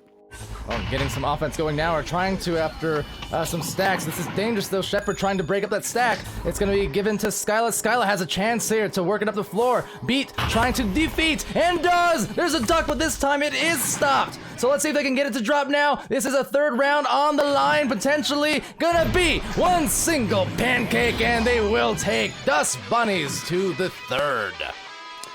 Oh man, my old school teammate Skylar tried to duck my boy. I feel like I just need to got apologize. pummeled. And I mean, Skylar, you didn't put your headset on the ground like you used to, buddy. I mean, you didn't go low enough on that one. I was gonna say, I'm feeling like I owe an apology. The caster's curse to say no one ever stops Skyla on those ducks, or at least not very often. And lo and behold, the most important stop of them all, at least so far in the context of this game, it was done by Onion. And because of that, they're coming to round 3 with a vengeance to be had. Yeah, I guarantee Skylar's just going, dang, should have passed it. Yeah, But I mean, you know what? Like, being an old school teammate, I would say, yeah, I think you got the duck on that one. I would give him the green light on that, and I would put it all on the line, yeah, and well, live with that. I just think, and for the defense, they saw the duck and the duck, and they just said goose and gave him the old punch, goose egg. With that, round's gonna reset to the old goose egg, 0-0, 10 minutes, and I bring that up because it's always ever important, right? Once the clock's reset, the score's reset. That is when you mentally reset. So for either team, for Dust Bunnies, for instance, put it behind you, because you got 10 minutes ahead to secure a victory if you can stick to it. But Onions, just the same. Look at this orange team dancing around. They're having fun. This is what Disc is about. Having fun, getting the energy, creating your own juju, and just going out there and laying it all out and having a blast. All right, so blasting off now on this launch and getting there with plenty of time to spare. One single pancake for Onion gets there first. Now everyone kind of mishandling the disc. The goal is exposed to some dangerous dives, very dangerous dives. That's gonna go up high, and now they have the 3-on-1 advantage. Need to take advantage really quickly, and they don't, so maybe missing the play, but single pancake with a slapper, the flapjacker, and that's a 2 points for Onion. Man, I love how Single Pancake just like kind of hung back during that whole melee. He got it and instantly slapped it back for it to all of his teammates, and then there was a quick melee, and then ended up back in his hands for the score, and casual slaying. That's what I call that. Also, you might have seen their Twitch chat. Yep, replay is still confirmed broken. I tried. My apologies. With that said, White Fox, no apologies. Just a 2-point squeeze right through the defense. So, replays will be unavailable for the remainder of this match, except on the score screen after. They're still saving. They're just not playing for some silly old reason. Here's a replay. White Fox just basically did what he does, and he got the disc and he scored. That's the replay right there. Yeah. So moving on. So I mean, eyes wide open, ladies and gentlemen, because it's a third round. That means everything here is clutch. Everything matters all the more. There is no comeback round after this. So yeah, keep the eyes peeled and watch every play, and developing here slowly for Onion. I love how Skyla and Cakester are just being patient with that stack and keeping it together, and that's what it's going to take. They're split though right now, and they should have kept it together, because now it's basically a melee to the goal and score by Porker. And Skyla, Cakester, you almost had it, buddy. Just keep working on that. You'll get it. Yeah, that was maybe some miscommunication, or maybe it's part of the strategy. I don't know. They had kind of, I think, a double stack working defensively. The thing is, for a full, I don't know, 7 seconds there off of, there were multiple times that was in danger of being an open goal 3, and that's exactly what it ended up being. So the whole time I had that wide angle in the cams, I was just thinking, where's the defense? Where's the goalie? That's too open, it's too open. And then suddenly, well, they shut the door with that 3-point score, and with that, Onion, a good start in this round. A 3-pointer at this stage in the game, even though there's a lot of time left, is super important still. Yeah. And so was that crab. What a clutch by Porker. Not to be confused with Parker, but that said, looking like Spider-Man on that one, and they're gonna peter down the floor, but it's gonna be Porker having it stolen there, Skyla, and right back at them again. There's a deep pass. Oh, look at the finish. Wow, the fake and the power dunk at the Liberty of Pancake. That's a hot one, 7-2. Not sure if that pass ended up going through the receiver or bouncing up and accidentally into pancake sand, but it worked out. All right, well, working out the joust here. A quick fling, nice flick of the wrist there. And another one down below to Skyla. Got that point of view, but on view, not for the 2. Maybe a 3, couldn't quite tell, but nonetheless, back for White Fox. They're gonna find that nest pass to Cakester, and Cakester being stunned as well. Oh, man. Love Cakester. He almost had that shot off, but the backstack just grabbed him. And now grabbing that disc off a great assist. Skyla to White Fox. Back within 3. That's exactly what they needed to secure some, more fundamentally easy points. You want to be able to see that disc sail in to give you that confidence as we get into the thick of things here in the final round. Man, White Fox just hanging out on the shoulders, waiting for passes, putting buckets in, man. That's what he does. Oh, absolutely. Buckets by buckets, dating even back to preseason or season 1. I remember some matches there from White Fox on Boosty Boys, I believe, and there were some matches where Fox just popped off like no other, and I can't remember one of the matches. I got to go back to it someday because there was one particular performance, and if Fox watches this back later, I'm sure he'll remember because it was one of the more ridiculous offensive shooting spurts I've seen from a player. Period. For one of those matches, it was crazy. Oh yeah, he can put up 20 in specific scenarios, easy, and I've seen him do it in pubs and mad talented. Yeah, super mad talented. From what I recall, I think it was a 30-point game or around that area 30? for White Fox, somewhere in that area. It was impressive, and it wasn't just that. The degree of difficulty on some of the shots that Fox was making that night was nuts. Oh man. Yo, teach me that White Fox, put me in the zone. Well, I'd like to drop 30. Yeah, well, I mean, that said, also kind of, that's like once upon a time in a league far away in the sense that I think at the high level of play, Totally. nothing individually, but more so I think team play has, like, the meta has advanced to a point where at the higher levels, you don't actually see a lot of huge scoring games the same way you did in season 1 or preseason 1, right? It's definitely become a lot more defensive and calculated for a lot of these teams. Right.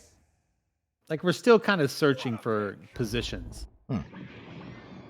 Unless you're Kangarillas, then no positions, right? But I mean, Joker doesn't really have position. They have positions, Yeah. but Kung could drop like 15 points. you know? that's what I'm saying. I mean, the players at this level, as that dings off, they're doing a little bit of everything. You can feasibly see any top players putting in these saves, the scores. I mean, that's why they're there. That's why they're in the master tier. We see again, like Project Mayhem matches I mention all the time. Really, a lot of talented players where that score goes in there almost. But White Fox. He for wishes he had that shot back. where for any of you guys, like on Mayhem, for instance, you can constantly facilitate each other, so where everyone is scoring, on the regular. I mean, that's kind of a beautiful thing about team play as well. But yeah, Shepard with a disc here, and Dust Bunny's trying to score and being denied. Porker. I mean, that's kind of the beauty about this game with its own speed physics. It separates itself from other sports as defining positions. Like a goalie can score a lot of points.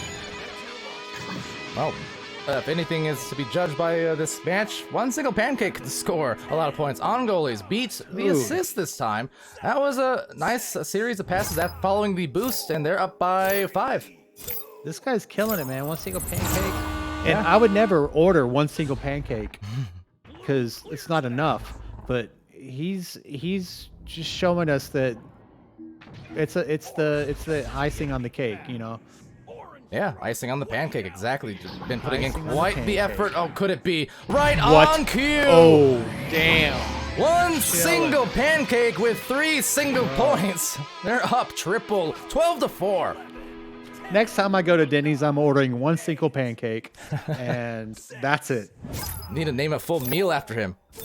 Dude.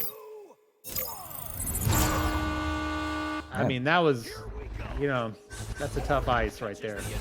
That is, and might do it twice, so the Moose just off. Moose. And once Moose, again, you gotta hand it off, buddy. You gotta hand it off to one single pancake and just let him score. one of those cases where, yeah, just not quite in the rhythm for the shots, but certainly the main thing is, you know, you make a mistake, what do? You try to recover. They did, at least for a moment. That's it, not a moment too soon, it's gone. Shepard clears. Shep, my man. Ooh, and Shep. There you go. Looking mighty adept, I should say, off that recovery. They're within 6 here. Good score, 30 seconds in. Love Shepard, man. It was so fun playing with Shepard and Skyla back in the day. And he's one of the original great goalies. He's probably taught most of the goalies that are out there today. Like I know he taught Cruzen how to play, and he's the grandfather of goaling. Yeah, definitely one of the OGs, and OGs, that goal is open, but no, not making the points count. Still will go right back to them, but the thing is, by some of these misses now, they're starting to allow Dust Bunnies at least a window still. There it goes, off the window sill. It's going to be taken by one single pancake, and then White Fox stunning, giving an open window now, maybe, for one of those deep shots, and that is a heroic heave, a little too high. Oh man, I would love to have seen that gone in by my old school man, Skyla. Those shots are tough to make though, under pressure. Yeah, they're at the point where they're definitely high pressure. They need to start prioritizing these threes. No choice otherwise. 35 seconds left, so need to assault that goalie and need to find something going. 2-point won't get it done, and now a clear out, sending it out, and that might be the ice in itself with that clear. I think White Fox got another couple points in him. Somebody on the blue team. Now that will be the game here, regardless of it. They have time for one more score, perhaps, but time is just gone. Time is not now, apparently, as Porker takes it out, and a quick juke, just flicking off the block, and no one there to block that. The Moose, one final shot at 14-6. Onion has won, and this one against the veterans. Oh man, good job, Onion. And you know those last points count. Like any points count. There's a point differential in VRML, so don't feel bad about scoring those last points. You know, Yeah. keep it going. Of course, got to play till the buzzer, right? Yep. And Dude, what an honor, man, to cast the veteran Skyla, Shepard, White Fox, Cakester. Cakester's got a chain of sandwich shops in Vegas. If you ever go, find out where they're at. Yeah, shout Get out a to that. sandwich and the classic Wait, OG champion, 2-year champion, voice of Echo Arena, well, Palidore. once upon a time, beloved, but those times are long gone. Buddy, But let me tell you something. I played against Lemming a year ago when Quest came out, and he was kicking my ass. So there's I played with him too. Yeah. there's no doubt in my mind that if you came out of retirement, you would be easily master tier. I'm convinced of that. No, I mean, You guys are still good. You were so good back then that you could just start playing now and you would still be good. I did. We did have a chance.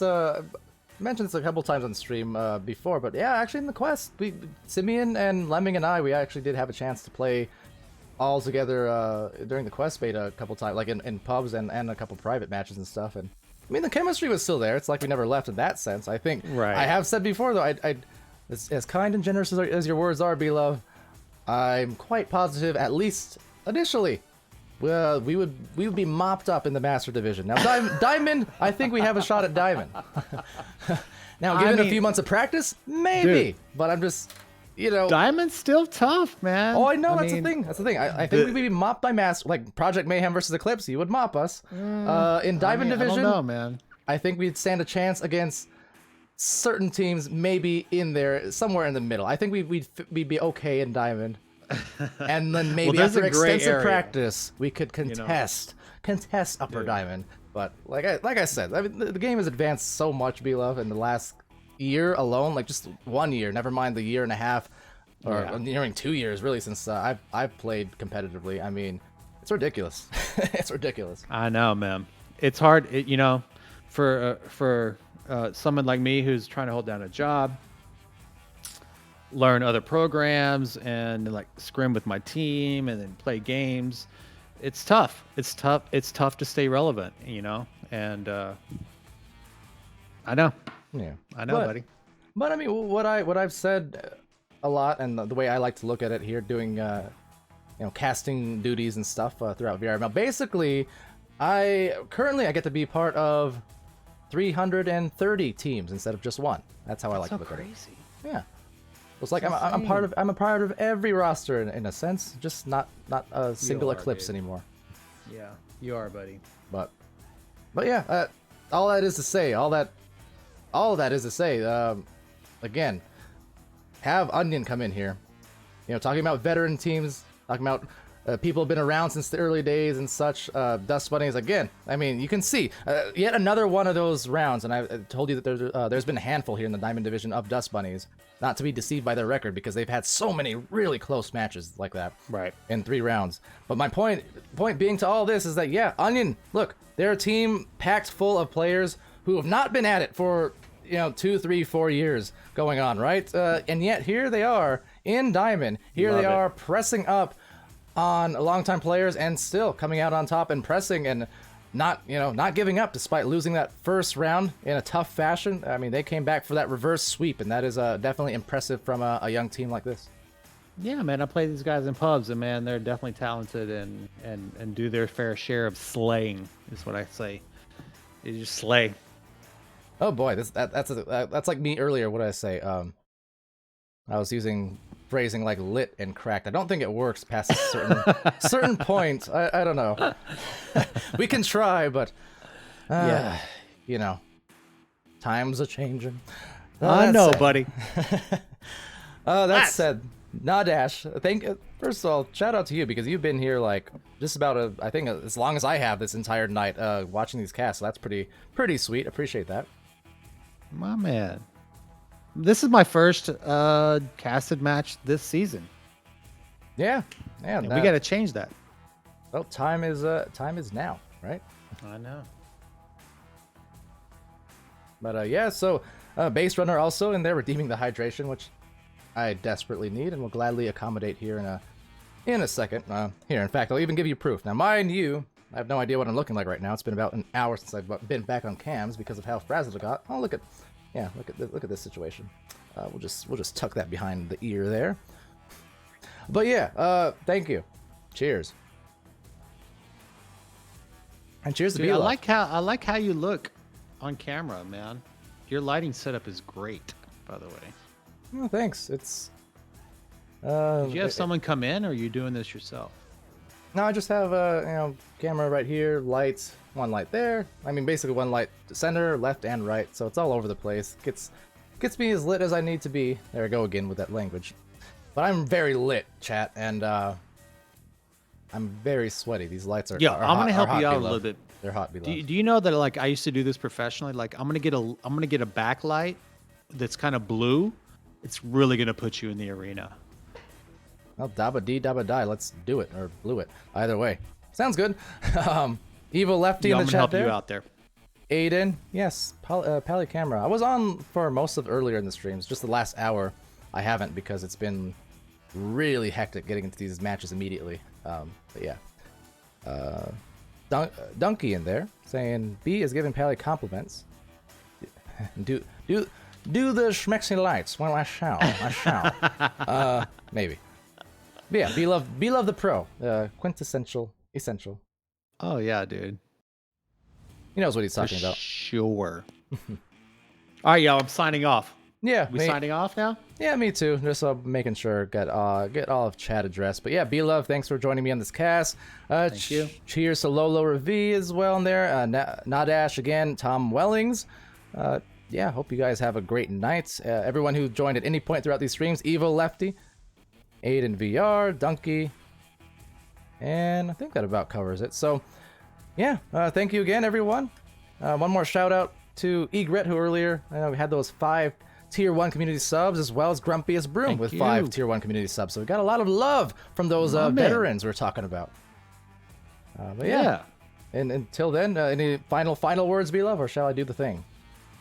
No, do the thing, man. Thank you for everybody for watching. Thanks for having me. It's an honor, always, Pally. And thanks for the short, what's the word I'm looking for? Just like pop up casting that I just did. Exactly. We basically did the food truck equivalent of a cast tonight. It was great. Totally. It was delicious. I messaged Palidore like 10 minutes before the stream and said, "Hey, I'm casting.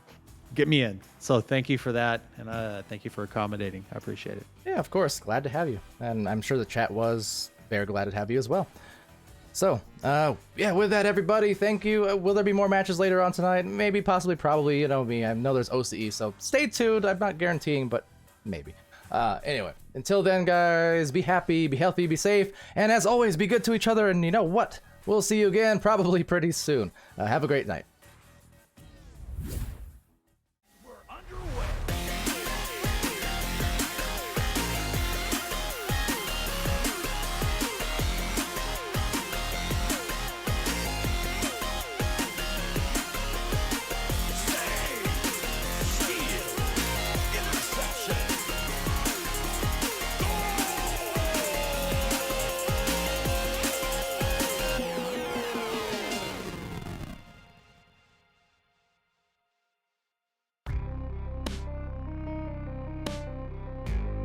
Season 3 of VRML Echo Arena is brought to you by HyperX, Rebuff Reality, Asterion Products, ProTube VR, VR Cover, Fixed Gaming, and VRware.net.